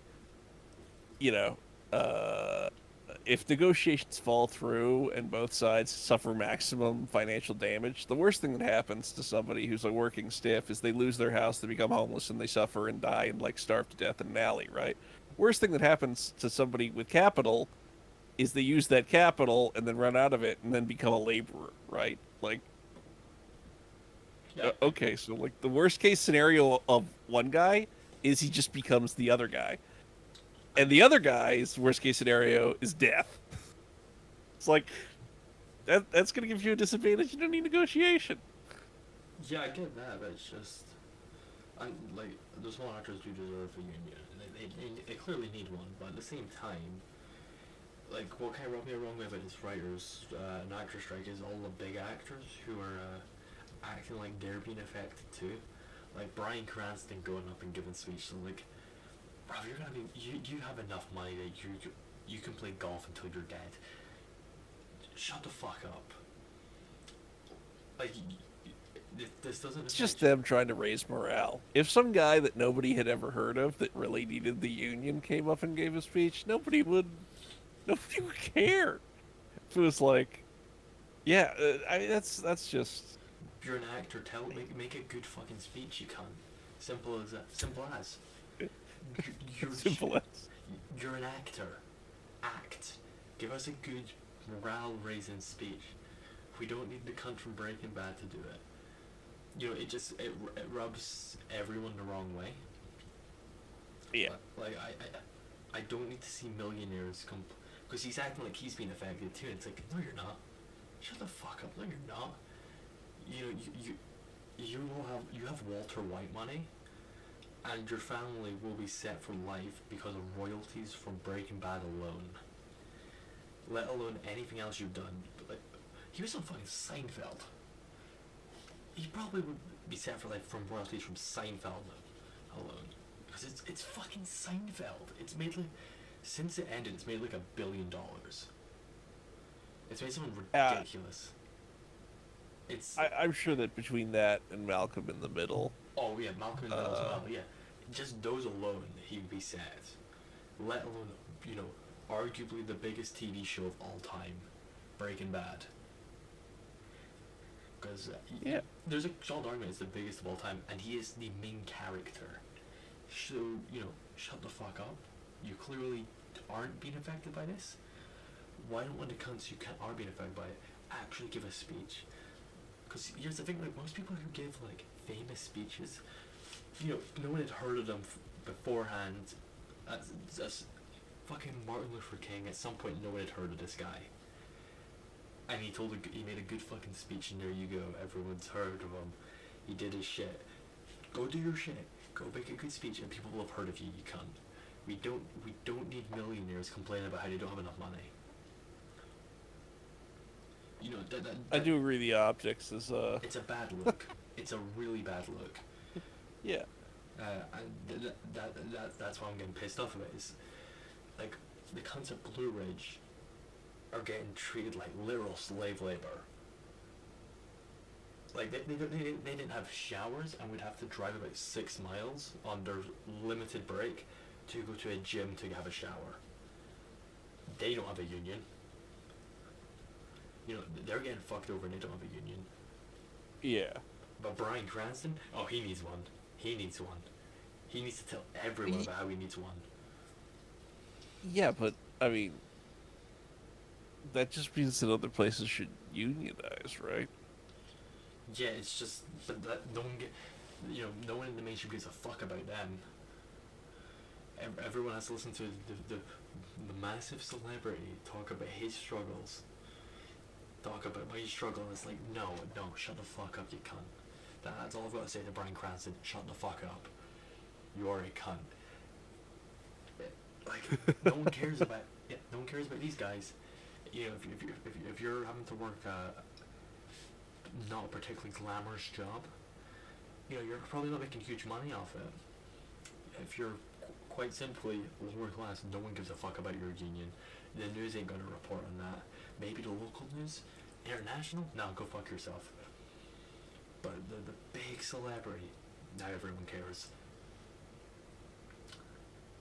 And that's why I'm saying, Bryan Cranston, go fuck yourself, you piece of shit. And I wouldn't quite go that far, but I do understand that the optics aren't so good. And all the other big millionaires who are complaining about their money right now, yeah, go fuck yourself. Hang yourself, you cunt. That's why that's why I find this whole thing frustrating. Like, you know who has a better claim? The writers. The writers are they're terrible. Most of the writers in Hollywood are garbage. But at the same time, like, they have a better claim because writers, they don't make as much as actors. that's a no shit moment. Like they're the ones getting fucked over way more than the actors. Well, and I do have to say, for all that people will give Hollywood shit for bad writing, do you remember, like, have you watched any of the TV shows that came out during that, like, writer's strike in, like, what was it, the 2000s? I was like, what, 2008 or something? Yeah, like, did you ever, the most famous one is, did you ever watch that show about people with superpowers? No. Why is my brain not functioning? It's not called Supers. I probably don't. Okay. When it comes to TV, First season? when it comes to TV, First season was fucking amazing. Yeah, it's TV. It's like NBC or something. no, when it comes to TV in general, just if you're gonna ask me, have you seen it? Just assume no. Okay. Okay. But the reason I bring up this show is, like, it came out, and it was fucking amazing. Everybody was like, oh god, I'm so looking forward to season 2. And the writer's strike hits, right? And season 2, like, they were like, well, we're just gonna film it, and anything we don't have a writer for, like, I guess, like, the producers are gonna write it. Holy shit. Holy shit, that show just turned into dog shit. Like, the just the drop-off was insane. And I feel like a lot of people who were invested in TV at that point were sort of like, oh, this is what happens when you don't have writers. God, this is horrible. I'm aware that the one film I'm aware that really suffered from it was Transformers 2. Because I'm aware that was just Michael Bay just writing on the fly. And yeah, that movie sucks. Real bad. Funnily enough, there are worse Transformers movies than it that actually had writers. Allegedly. I haven't. I don't believe Transformers 5 had a writer. Though sometimes, like, the writers are being dragged kicking and like their script, once it leaves their hands, is not really treated well. There's no way there was a good draft to Transformers 5. You know, I haven't watched Transformers 5. I don't think Don't. I've even watched the trailer for Transformers 5. I will definitely, Avoid it. in absence of any additional information, agree with that statement. Yeah. All you need to know is that Merlin's like staff was related to Transformers. Merlin, Like the Wizard King Merlin. Arthur Merlin? Yeah. Does that give you an idea how retarded this movie is? Yeah, it does. Transformers 3 was solid though. I'll stand by that. I liked that movie. Like the second half of it was just like metal robots hitting each other. What's not to like? Yeah. Also, I think Mastodon had a song on the soundtrack as well. Oh, really? I'm pretty sure they did. So automatically that's like an extra point to its... Yeah, it did. Transformers Dark of the Moon. Oh, all the bands on this soundtrack suck except Mastodon. We've got Linkin Park, Paramore, My Chemical Romance. Oh, God. Oh.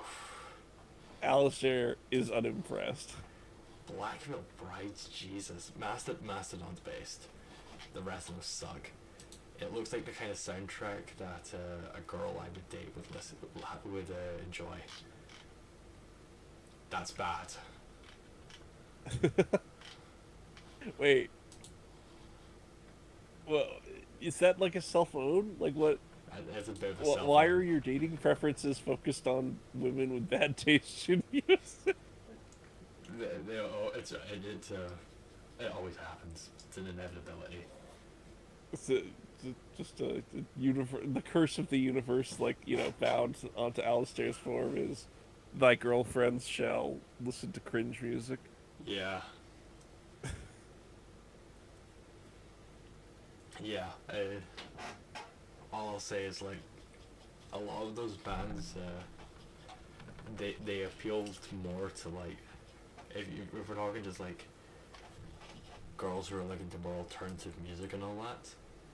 something like a Linkin Park or a Paramore appeals more to women than a cattle decapitation does. Which is like, that just makes sense. Honestly, like, yeah, no shit. I think you can get. I think it's much easier to get a woman to listen to Paramore than Bolt Thrower. As much as I love. Guess you just gotta find the right women, man. Of course, yeah, I know. It's simply all I'm saying is like, most girls who like alternative music like bad music. And if you're a woman who likes alternative music and has listened to this, you probably have bad taste in music. I'm sorry, I don't make the rules. You just do. You know, if you want to co-conceive in the comments, you can. I'm not gonna read them though. But even, You know, honestly, if anyone copes and sees in the comments, I sort of want to know. I want to read coping and seething in the comments. Andrew will read them. I won't. Hey, looking forward to seeing your comments, everybody. We're not gonna get any. We get like 7 viewers an episode. Maybe one of them will comment. That's an obvious cell phone. No women listen to this. No woman has gone this far, ever. Crust, you don't count. But no, yeah, cell phone. Crust, you can comment. She does have mediocre taste in music. But no, I agree that I think I have mediocre taste in music, so... Didn't you, on your metal tier list, put Linkin Park as S tier? Yeah, I love Linkin Park, man. Oh, that's a bad take. I agree that... How would I put this? I don't think they're a good metal band. They're not a like, metal band. enjoy them. Yeah, exactly. I mean, I don't think I'm an elitist when it comes to what is metal. People think I am because I say Slipknot's not metal, but I don't think I am. One of my favorite bands of all time is Killswitch Engage, and there are some people who really seethe about Killswitch Engage. Really? I had a guy at my job seethe about Killswitch Engage. He came in wearing a Halloween shirt. Who were meant to play Bloodstock but didn't. And this was just after it. So I'd compliment him on the shirt because I like Halloween. And we got talking because he had been to Bloodstock, so we got talking about it. And the moment I mentioned Killswitch Engage, his initial reaction, I hate them. He tells me how much he hates them and that they should have never headlined and it should have been In Flames. Huh. And I think his wife realized, like, oh, he's done it again, because she immediately tried to get him to shut up. And I didn't help it. I perpetuated it by telling him In Flames have not made a good album since Clayman in 2000, which is true. You know, Foregone one, the newest one wasn't bad, and their mixes are just terrible. They've all their new music is like embarrassingly poorly mixed. But that is a topic for another time. Writer's strike. Writer's strike. So I had a question, right? About.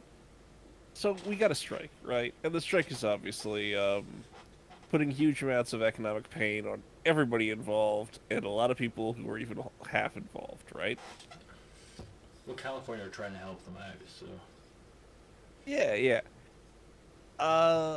And so, one of the things to me, right, is, you know, I'm sitting here going, like, organized labor is good, but strikes sort of suck for a lot of people. Like,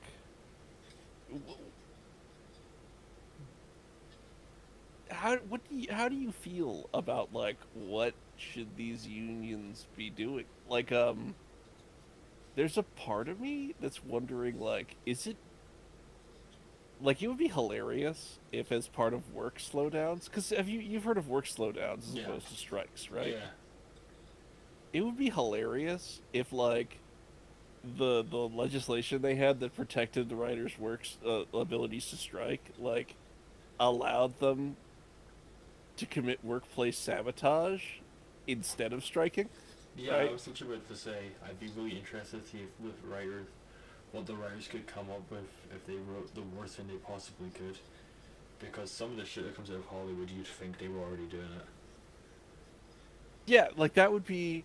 There's a part of me that really wants to see what would happen in a world where instead of striking, the primary thing is they go like, okay, we want these things from your industry, and if you don't give it to us, like we're all going to go to work, but we're also going to strategically try to make all the movies you're making in this period suck. They could probably tank Warner Bros. Doing that, but I mean, at the same time, like, the movies they're already releasing already suck, so I don't think it'll make too much of a difference. I mean, that would be the The issue with Hollywood is that so many of them are incompetent. I think it would make no difference. that would be darkly hilarious, yeah. Like, bruv, they just released Warner Bros. Just released a Blue Beetle movie that was in cinemas for like 2 weeks because no one fucking saw it. Because it, Oh yeah, it looked I heard. It looked like a PS2 game. The trailers, you know, the thing that's meant to show the best parts of the movie, showed effects that look like a PS2 game. I mean, I didn't realize. I thought Blue Beetle's CG was supposed to be better than like the Flash. The Flash sounded like the CG was Oh, just. the Flash is worse. The Flash is worse, but Blue Beetle was bad still. Oh, you So just, can I just come out for a second and just ask the universe? Who the fuck thought that the Flash movie was like? I agree that like I don't think I've seen an actor leading a movie with as much of like a how the fuck is this guy not fired? they put too much As money Ezra into him. Miller. They put too much money into him. I guess. I think that Holy shit. That movie cost them like 300 million. The movie had already they put so much into it because it got shelved for a while because of COVID and all that. So it had already like a lot of it already been made, and then all the shit came out, and it was like, fuck, we've put too much money into it. It would cost way too much to reshoot all of this, and we can't afford to shelve it because they already shelved the Batgirl movie. Warner Bros. Warner Bros. Are not in good shape right now financially. So it was we need to release this to try recoup as much as we can, and they didn't break even because obviously. Yeah, obviously. Yeah, it was a rough moment. Like, yeah, they had to basically, or it was over for them financially. I mean, none of them are doing particularly well. Disney are not doing well either. They're trying to sell stuff off right now because I think they want to be bought by Apple. Jesus Christ, if Disney gets bought by Apple, it's over. It's like, good God, the media conglomeration, like merger shit that's been going on in the last 20 years is like, it's dystopic, dude. Holy shit. Well, the two biggest like combat sport organizations just got merged a few days ago. Oh, really? Yeah, WWE and UFC are the same company now. Are you fucking... Wait, so like Vince McMahon owns UFC? Or like, how does that... No, so it's it's Embracer Group made a new company. So the guys who like own Embracer Group also own this company. I can't remember what it's called off the top of my head. So Vince McMahon still runs WWE, and Dana White still runs UFC, but they're both under the same company now.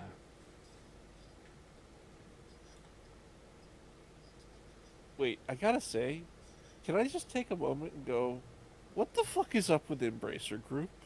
Is Embracer Group? It's like, let me check.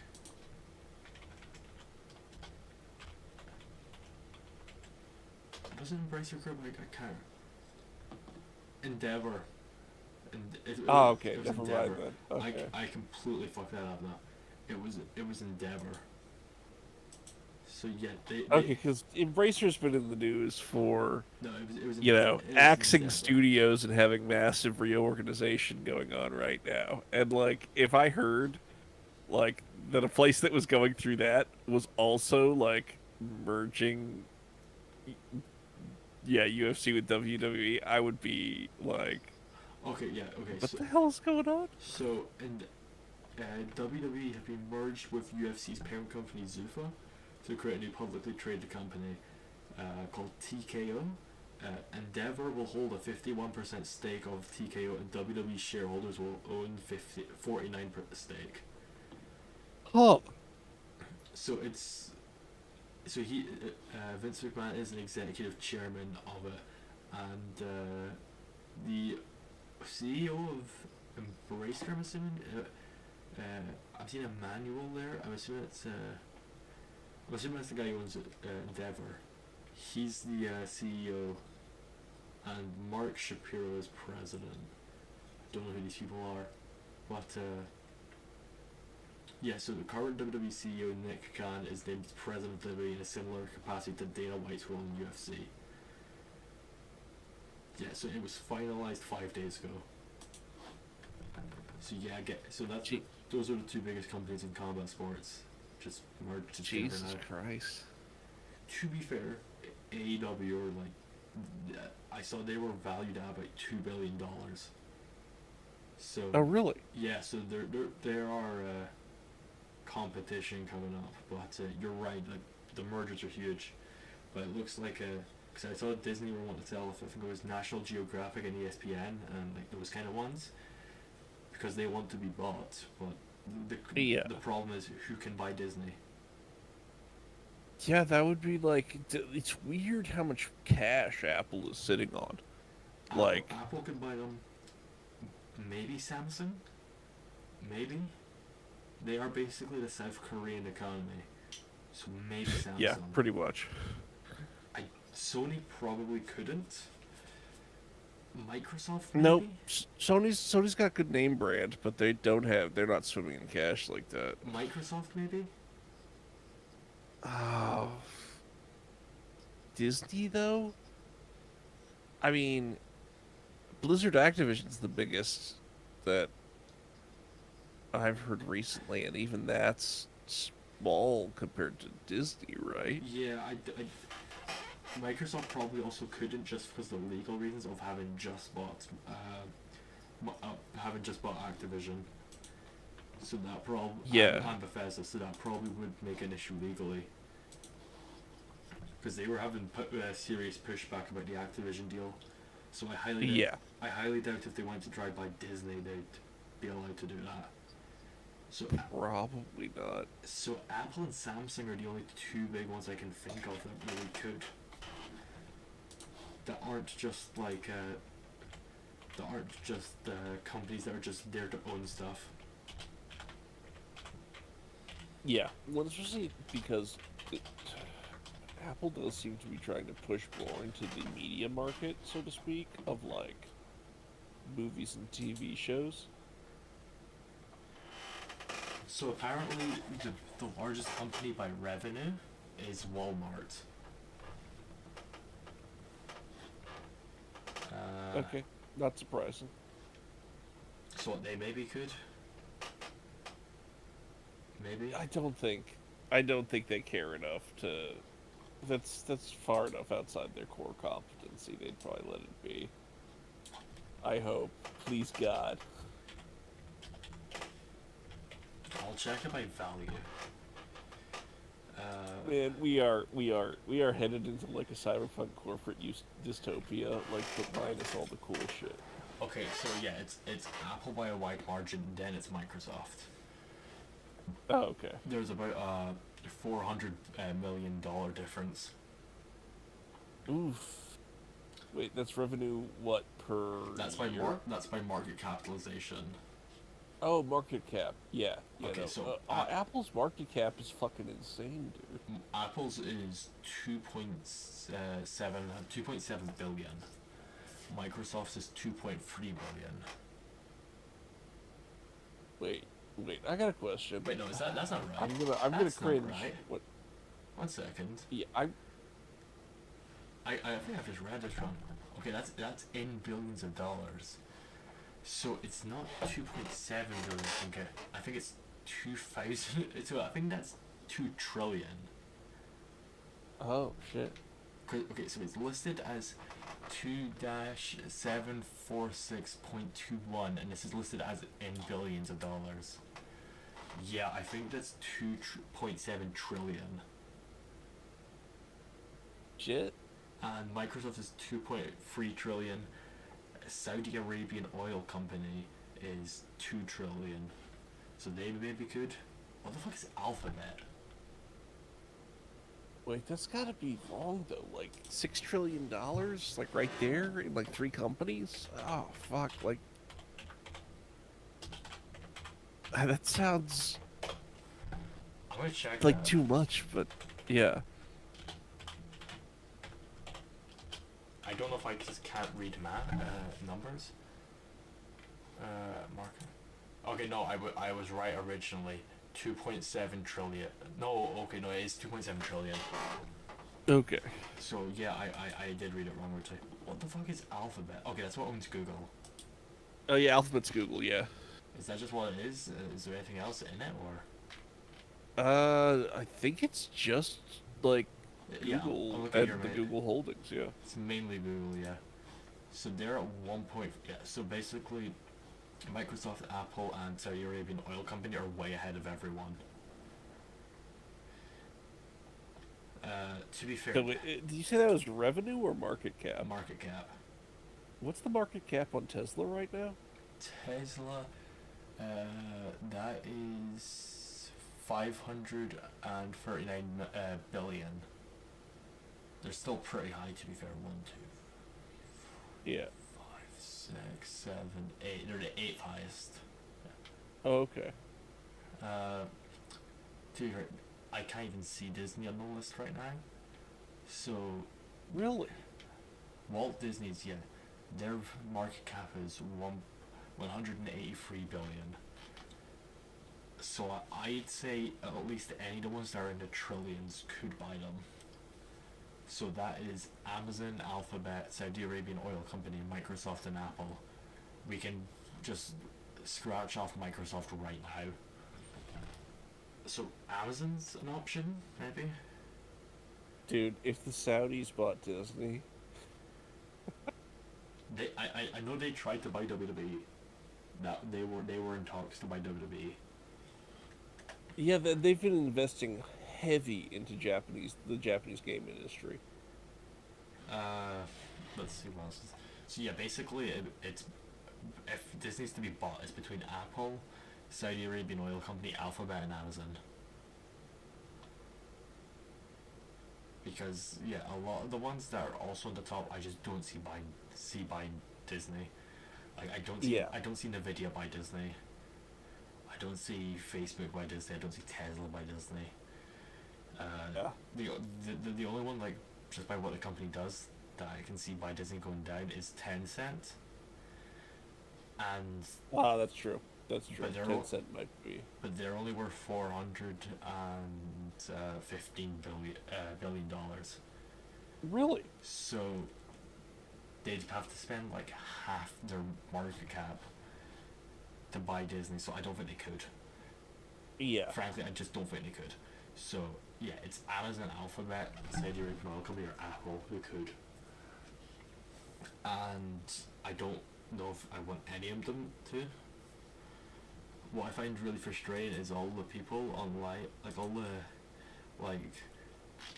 movie right-wing movie commentators, I guess I describe them as, the guys who spend all their time complaining about Star Wars movies, right? And how loads of them are like seem really pro Disney being bought by a conglomerate because the better Star Wars movies. Well, it's like, get your fucking head out your ass, you cunt. Is all I got to say to those people. Like, oh yeah, let's put everything into the same corporation so I get better Star Wars slop. All those people should commit mass suicide. Seems to be lacking a certain amount of rigorous thought. if this video gets taken down for me saying that, I don't give a fuck. Off yourself. In Minecraft. In Minecraft. In Minecraft. In Minecraft. But no, it's just, yeah. The Star Wars movie bad. Give me good the Star Wars movie by creating a cyberpunk dystopia. Just, oh god. I heard Andor was good, though I still haven't watched it. Didn't watch it. That was I think Mandalorian season 2 was the last Star Wars movie I watched. I'll believe it. I didn't see Solo or Episode 9. I'm just not interested in Star Wars anymore. But yeah, this logic of I have to get the best slot possible by giving up all corporations into one. Like, what the fuck? Are you retarded? Are you in fact retarded? Is all I've got to say to those people. Yeah. Fight me, like us. If one of them watches this and gets pissed, fight me, you can. I'll fight you. Get that angry second comment down in the comment section. Oh no, fist fight me. Have iDubbbz go make a Creator Clash free where he can lose $250,000 dollars again, and I'll fight you on there. I mean, you'll have a better card than the second one. I'll go get trained by Sam Hyde and get kicked off the card like Froggy Fresh. But no, like I see just internet discourse and I just feel disappointed that this is what we've become. Yeah. Like, understandable. It's just embarrassing. So, all these people who are so dead set on them being right, and it's just, like, just open your ears and listen. My God. It's, I am just, I know I'm holding in on this one group of, like, these internet critics who, my AIs, are completely incompetent, have no clue what they're talking about. I don't know if you've been following Eric July's comic universe, but it's just... Oh, no. It's been a fucking disaster. His comic sucks. It's terrible. It's a terrible comic. And then he just pissed his pants online because Dick Masterson and Vito Ghiswaldi criticized this comic for being bad. Because it's terrible. It's a terrible comic. And it looks like he's going to get sued by a Christian church because he used their name as the name of his superhero and he didn't bother to check. Fucking hell. And these are the guys who are like oh, my Star Wars isn't good enough. Like these guys have been saying for ages, oh yeah, I could do it better. Well, look what happened when you tried to do it better, you fucking retard. And then all their fans are going, I bet Dick Masterson could do better. Dick Masterson is a New York Times best-selling author. Yeah? Yeah. His book Men Are Better Than Women is a New York Times best-selling book. Wait, what? His book is called Men Are Better Than Women. I forgot that. Shit. Okay. Didn't realize it was selling that well. Yeah, it was a New York Times bestseller. Jesus. Because loads of people just went out and bought it at once because of like because the time he was on Dr. Phil, where he basically just predicted Andrew Tate. But no, like that group of people really annoy me. Just most like online internet groups annoy me. It's just like, what the fuck happened? What the fuck happened to the internet? Is all I've got to say. Like, oh yeah, cause like, what's your earliest memory of like what the internet was like? Because obviously, you know, I've got a slightly longer frame. Probably stuff like Filthy Frank. iDubbbz, Okay. Maximofo, like those guys, that kind of content's probably like the earliest I can remember. But like I'm aware of stuff that came before me. Like I have in fact visited YTMND. I'm aware of stuff that came before me. Okay, so like Newgrounds and Yeah, I know all that. your base and all that shit. I know what that is. As I said, I know what YTMND is, which most people my age could not tell you what that even stands for. Oh, really? Most of them have never heard of it, let alone could tell you that it stands for You're the Man Now, Dog. Thank you, Sean Connery. Your career died for not really even our sins, but hey. I probably have more sympathy for his comments about beating women based on the fact he's also a Scotsman. Jeez. I'm glad we're not depending on the income stream for this stream. No, Yeah. we're not making any money from this. This is just a bit me setting up my own self-destruction. But, I have heard a lot of people speaking out, in solidarity with that clip? It's a funny Like, they're like, I'm not gonna do that, but I feel you, Sean. Like, it feels like I've heard, to me at least, a surprising number of people who are just like... It's a funny clip. It certainly is... Yeah, when he gave the interview, this parlance didn't exist. But it is certainly a based sentiment to express. Not in the sense of based where people use it wrong and say, like, anything they agree with is based.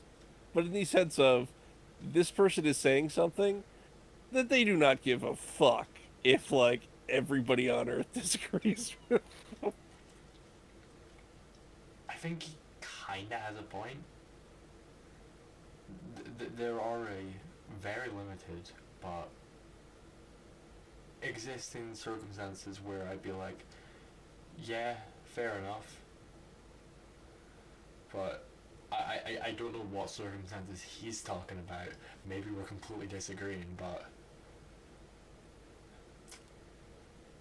Just because, from the perspective of what he was talking about, which, for our viewers, I'm going to try to put, like, I guess he was speaking of the concept that, some people use their words to really, like, get your goat and have to have, like, the last word and everything, right?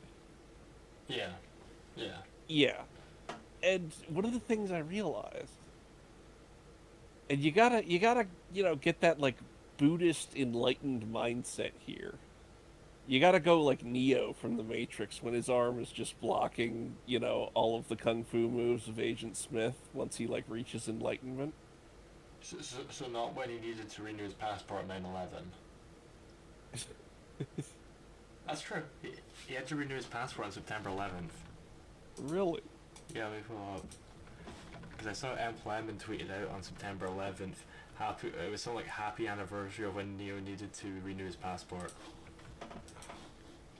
Got that. No, but I was just gonna say, like, if somebody is trying to dig at you, right? If you see that, right, and you just sort of remove your brain, it's just like a layer from the situation, and then you just treat them like somebody who's doing something that's utterly meaningless. You just disengage from that, and it's like, I see that you're trying to get my goat, and that's utterly worthless, and I'm not gonna continue playing this game. You can continue talking, but, like, as far as I'm concerned, like, whatever's coming out of your mouth right now is not worth my time. I feel like you can sort of fix the problem that Sean Connery addressed without resorting to means that most people would disagree with. I think some people exaggerate what he meant, though. Like, he's not saying, get the belt out repeatedly, beat her till she's, like, brown and blue. like, how do I put it? Sometimes when you're raising a kid, you just need to give them a smack. There's just sometimes where it's like I know it's like a thing you're not meant to say anymore, but like, I know some kids when I was growing up who genuinely could have just used being hit once or twice. And I think there's a lot of people who are like that, where it's just like, because the thing is, right, like if you know if you're you're in adrenaline mode, you're chatting shit to someone, if someone just hits you, you know, you like snap out of it, you know what I'm saying? And I think there's like kids like who I grew up alongside who thought they were like they were the shit, like they were hot shit, and I think they just needed someone to go, just like, you know, just give a smack once, and that's just the moment where they go, oh fuck, I'm not, you know what I mean? What you're saying is there are kids that are fucking around, and many of them need to be made to find out. Yeah, the whole chat shit find out thing, like, you know, so either it's gonna be a kid at school who fucking beats the fuck out of them, or they become a cunt adult. They either a kid beats the fuck out of them at school, or they go on to make videos about how Star Wars isn't good enough and we need conglomerates to make their Star Wars good. I mean, though, the one thing is, I'm still gonna be pretty categorically against, like, what, casual violence? I'm not sure how to slapping people. But I totally do agree with you. I'm not saying violence, right? Violence makes it sound worse than it actually is. What I'm proposing. Okay, what, physical correction? Like, what do you wanna? That also makes it sound bad. No, it's just like, you know, like, I mean, you had a twin brother, right? Like, I'm sure you guys have hit each other before. It's like, neither of you are like trying to be violent or anything. It's just, you know, you're fucking about. That you wouldn't call that violence, right? I mean, how would I put this? Like, I would define it technically as being physical violence, but like, it's not really. It's obviously qualitatively different from like actually, you know, beating somebody down or something. Yeah, like me and my mates used to like wrestle when we were younger because we all watched WWE and we all thought it was really cool. Yeah. And I think that's a little different from like a guy beating someone up and then stealing his wallet. Yeah, and yeah. What I'm saying is that if you slap a kid once, it's different from beating them blue with a belt. They're different things. Yeah, yeah. Well, here's the thing that, to my understanding, is really important with, you know, the misbehavior, is like, there needs to be the clear system of like, don't do this, this is bad, then they do it again. It's like, this is the punishment that will be given to you for doing this. Or you tell it to them in advance and then you follow through with it. Like, people need to have boundaries. Well, kids in particular need to be taught the boundaries of what they're doing. And then the consequences of breaking the boundary need to actually be implemented. Like, if you don't have that, like, yeah, generally people will grow up shit. Well, there's that whole quote about how each generation of children are basically like a generation of barbarians that need to be civilized. Like, and there's just some kids who are worse than others, and that's an interesting, wonderful quote right there. And there are some kids who are just worse than others, and some of them need a slap once or twice. What can I say? I mean, granted, I'm saying this from a position of like, I can't even remember any time that my dad, like, you know, like smacked me or something. Like, I think when I was really young, I occasionally got like a spanking for doing something bad. I can think of once or twice where my mom set me. That's about Yeah. No, it wasn't really a big thing in my family. My family actually was really weirdly into, like, inter-family democracy where the parents had weighted voting. Yeah, no. When I say my mom's hit me before, it was not like... It was like a reaction thing to something I had said or something like that. But not like... It's... Yeah, I've had it once or twice. But I wouldn't say it was like a big thing. And I'm not saying it should be a big thing. It's a... How would I put it? It's like if you really fuck up or something, it's like there. I'm not saying hit your kid every night. What I'm saying is like...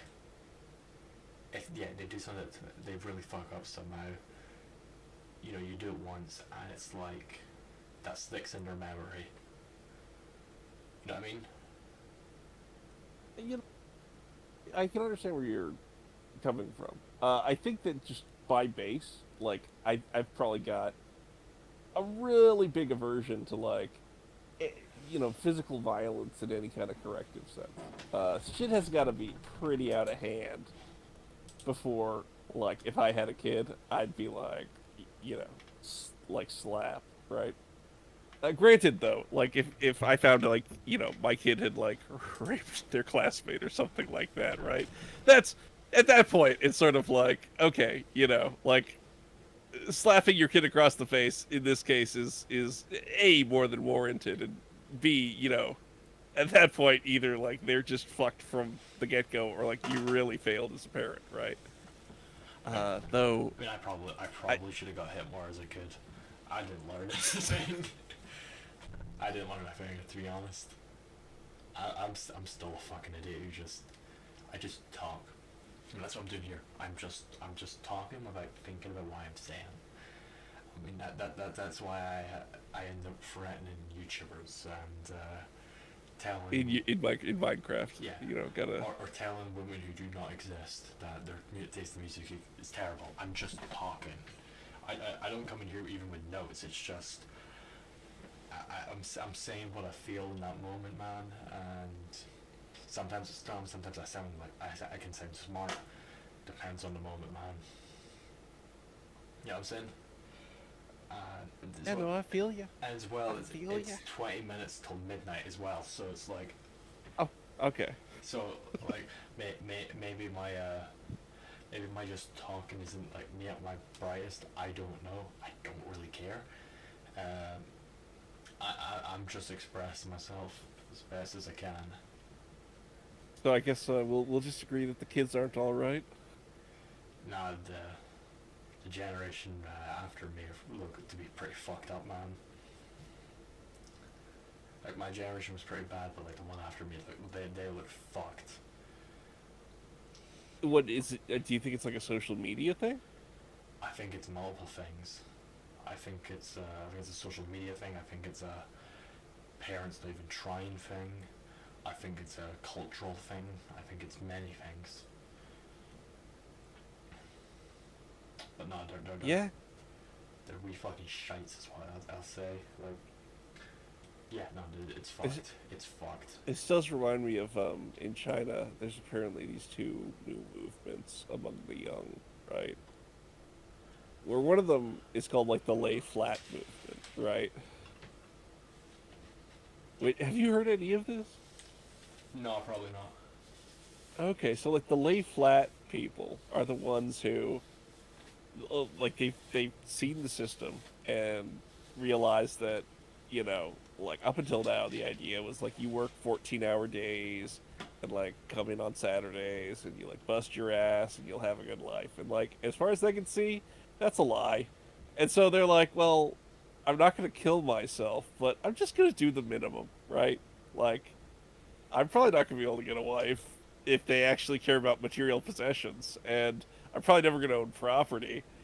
But you know what? Like, I'll earn enough to eat, I'll I'll play video games, and I'll just deal with it, right? Like, I'm not going to push myself to do more just so you can not give me anything for it, and like try to use my dreams as a cudgel to like make me work more for you. I'm just gonna do the minimum. That's the lying flat movement, right? I mean, it's like, okay, that's... I mean, what young men in the West are doing even less, man. I mean, it's been coming out how young men are just leaving the workforce, to be honest. And like, I don't blame them. And even once you're... What are they doing? Like, just nothing. just going on the dole or something? Just nothing. I mean, there's the whole term neats, you know what I mean? Yeah. And that just seems to be more of a prevalent thing, and even then, like, those who are working, they don't give a fuck about our work. I literally joke with one of my co-workers about hanging ourselves in the team room. He says that he wants to hang himself in the air vents so it ruins the audience business. Okay, so work morale is obviously at a very high level among your team. Oh yeah. Good God. Oh yeah. But yeah, like, and that's a thing conservatives see about. Is like, why does no one care about their work? Like, because everyone's a fucking dickhead, bruv. Like, bro, I don't give a fuck about the audience. I don't give a fuck about my job. Like, quite literally, as long as I keep my job, I don't give a fuck how well I do. That's it. I could give someone the worst service in the fucking world. I don't give a fuck. If I keep my job, cool. That's all I care about at this point. And even then, like, the people who have left the workforce, good on you. Good on you. We've been getting fucked. And, you know, if their money making ain't working, what the fuck are they gonna do? So yeah, fuck them. Yeah, I do wonder what the solution is here. I mean, well, they fucked the money man from above. They fucked everything up, and I think we're at a point where it's unfuckable. So there is no solution at this point, really. and that brings me to the other group in China, which is the Let It Rot crowd.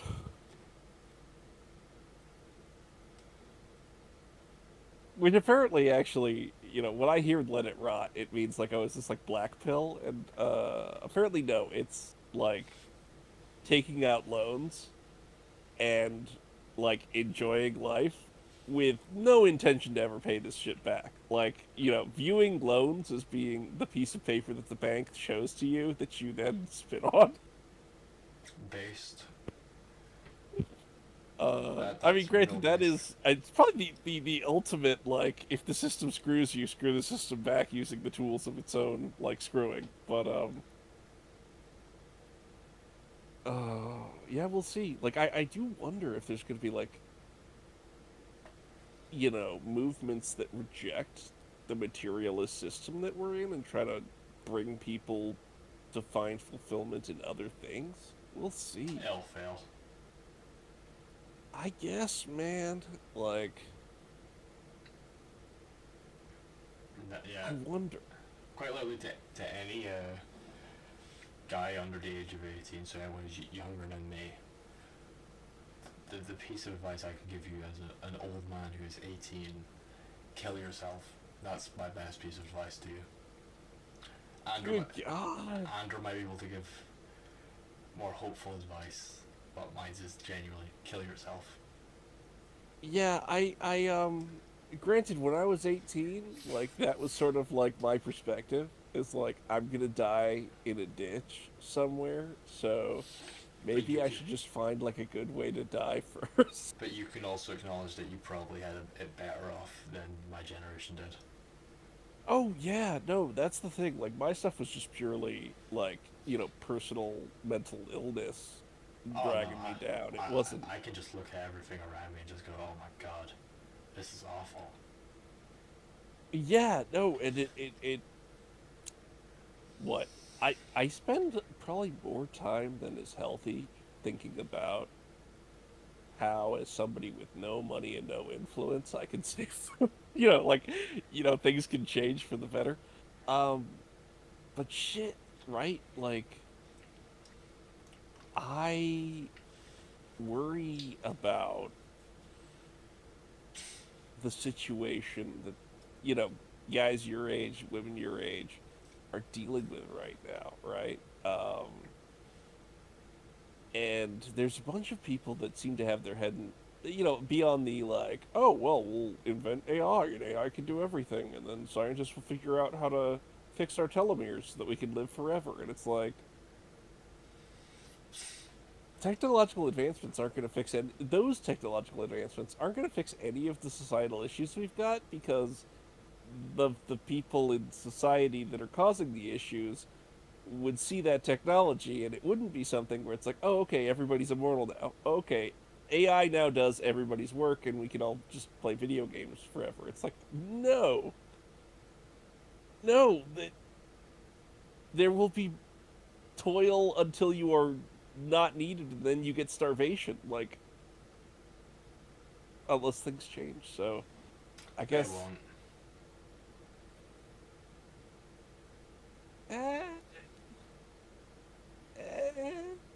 You know, sometimes, I mean, sometimes things do change. You know, the only change I see coming, at least here in Scotland, is just things getting worse.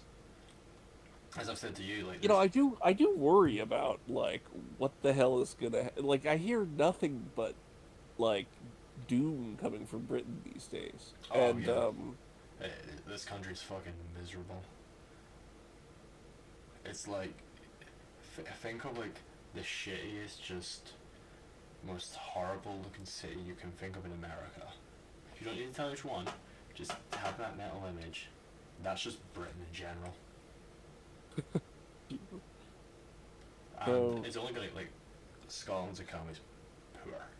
Like, so for audio engineers, for example, you make 10k more on average if you live in England than in Scotland. If that gives you an idea. Oh god. And it's only gonna get worse because, as I've said to you before, like, we're gonna have huge brain drain here. I mean, every one of my course wants to leave for America or Canada, one of the two. Like, every single person. So that's a generation of the top audio engineers in Scotland all leaving. Yeah. Because it's the best course for audio engineering in Scotland. And that's them all gone. And that's going to be most of the doctors as well, because, like, I know guys who are like at college, same course as me, who are older than me, like early 20s, and they've all said, yeah, all my mates who've to do like doctors or nurses or whatever, like anything in health, they're all just going to Australia, man. Does Australia like pay properly for that? Way better. Way better. And that's the known thing, is go to Australia. I had a conversation with my cousin about this a few weeks ago now, because she's way older than me. She's like early 30s, I think. Way older than me, and she's a doctor, and the conversation about going to Australia came up when we were talking, because it's just a thing that it's like known now, is if you're NHS, you could just go to Australia and get paid more. And then it's the same thing with audio engineering, something I know. You go to America, if you do 4 years at Perth College, for example, right? You get a master's degree. America ain't going to turn down a master's degree. You know, you're a priority at that point. They ain't going to turn down a master. No country will turn down a fucking master's degree. I don't give a fuck what country you are, you ain't turning that down. You don't even have to speak the language, they ain't turning down a master's degree. So you do your 4 years. You can either choose to stay in Scotland, where there ain't many jobs, and you're getting paid on average £20,000 a month, not a month, a year. Or you can just apply for a visa to America, live there for 5 years and become a citizen, and there are plenty more jobs, because while all the game studios are in America, film productions in America, live events like wrestling, law sports, bands, they tour America a lot. They play America more than they do for Scotland, for example. If a band is to tour Europe, we get one location at best most of the time.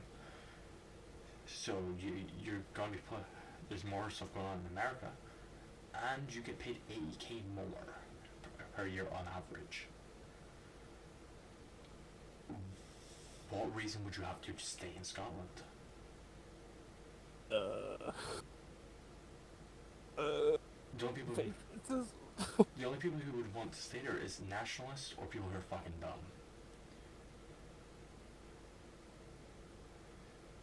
And yeah, that's it. You know what? You know what I think we should do? And that's most professions here that are skilled in any way. is everywhere else offers better pay. You know what I think What? the youth needs? What? A union. Like, I was gonna say, a union, a political union, right? But then it's like, I guess that's just a political party? I don't freaking know. The point is, it does seem like, yeah, the world's got a lot of issues that need to be addressed, especially for y'all's generation to live in prosperity. And, You know what they could use? Unironically, if we're talking about like what they could use, because like there's a lot of like there's not many like clubs and stuff like there used to be. Like if you're not playing sports, go fuck yourself basically. Like I know you have like speed dating things when you're older, when you're old. Like if there was things for teenagers where they could just meet people. That could, but like not an app because the apps are just full of guys sending dick pics. So, oh god, I hear nothing but pain from dating apps. I'm not saying a dating app. I'm just saying, like I'm saying just to make friends. You don't even have to go into dating. Something like like groups for that. For like 14 to 18, let's say. Just a hypothetical idea. Because like once you get to 18, you can go to college or you can go to a bar, right? When you're at like that 14 to 17, but it's weird. So something like that, because like there's huge loneliness. Something like that would be really, like people, that would be good. Something like that, but I don't know. I'm kind of a dimmer. I'm looking at it, I'm just like, this whole thing, I'm just like, nah. It's Jover. It's Jover. So, yeah, I don't even know what you do about it.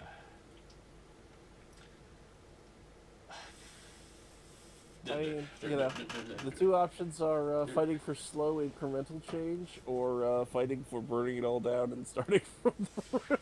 I don't even know where you start though, because there's so many things that have gone wrong. That's like, where the fuck do you even start? Yeah. Do you want to start economic collapse? Do you want to start mass loneliness and depression? Do you want to start people's disconnect from gun? Do you want to start on people's addictions? Where the fuck do you start? I mean, this is though one thing that I felt that sort of community building, as you mentioned, is probably like the big thing, right? My mom lives in like a small town, like in the middle of frickin' nowhere, right? So it's been interesting, like going there and seeing like this sense of like, this is the neighbor guy, and I know him, and you know I like him, or like maybe you don't like him, right? But you still get this sense of community, right? Oh, that's what I don't know my neighbors. What'd you say? I live in a small town and I don't know my neighbors. Yeah, exactly, right? Like, I don't fucking know. I don't think I've ever talked to anybody in my apartment building other than, like, the superintendent I pay my, like, rent to, right? I think that most people feel very alienated from everybody except for, like, possibly their coworkers, hopefully their family, and other than that, whatever friends they manage to maintain over their lives. And it's like, you know, we need more, I think, community. Because I think that would help with a lot of these issues. And at least in Japan, I think that was one of the reasons that cults got big for a while, is that sense of people offering communities to other people. And even with them being cults, it was still like, well, I get this group of people that treat me like I belong here. Not saying we should start a cult, you know. Not saying we shouldn't, but I do feel like there needs to be patience to start a cult, man. Yeah, it would be a massive time investment. Be a bit of a pain in the ass. And then you've got the long distance as well. Like, nah, let's not start a cult. Yeah. Yeah, no. But I do think that's the only way I can see of fixing some of this stuff. That would also be actionable for most people is there are ways to try to, in a local sense, connect with other people. It sort of sucks. A lot of people might be like, I don't want to be part of a community. I just want to sit in my apartment and I don't know, fucking be anti-community. But, like, having that whole thing of, like, going to local businesses, talking to other people who, like, go there. Granted, you gotta have money to go to local businesses, but fucking libraries, man. You could go to the library and chat with people, which would... that's not me telling you to do this, but just in general. It's just right? old people at the library in my town, anyway. Oh, God, that's so depressing. Granted, I mean, I feel like, in general, libraries have lost a lot of cachet, though maybe, like, book TikTok or something is making going to the library fashionable again or something. I wouldn't know. Yeah, I wouldn't know. Still, man, I think we need to put down roots. I think we need to do communities. I'm going to go to my local bakery tomorrow, I think, even though I'm trying to cut carbs, just because I haven't been there for a while. Say hi to them. Yeah. This community. If you're in Chicago, you should go to Mindy's Bakery. Spend time in your local community. But, yeah. Get those, what was it, the muffins? The muffins. Yeah, the muffins. Tell us in the comments what you thought of them. And tell us your opinion on Hangman Adam Page while you do so. Do you agree with CM Punk? Do you also think he's a fucking empty-headed dumb fuck? We'd like to know. We would love to know. But, do you think we should have a celebration when we get our first comment? I think we've had one once before. Oh shit. Okay. Do you think we should have a first celebration to celebrate collectively the first comment we remember to read on the show? Sure. Let's do that. But yeah, to wrap up when it comes to just everything, I think, as I said, my advice is to everyone, kill yourself. But if you like life for whatever reason, I can't think of a reason, but for whatever reason,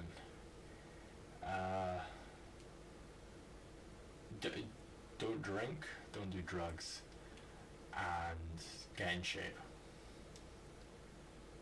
Those are all good advice, except for possibly the kill yourself. Like, what else is there? Don't have sex with the pink-haired crazy chick.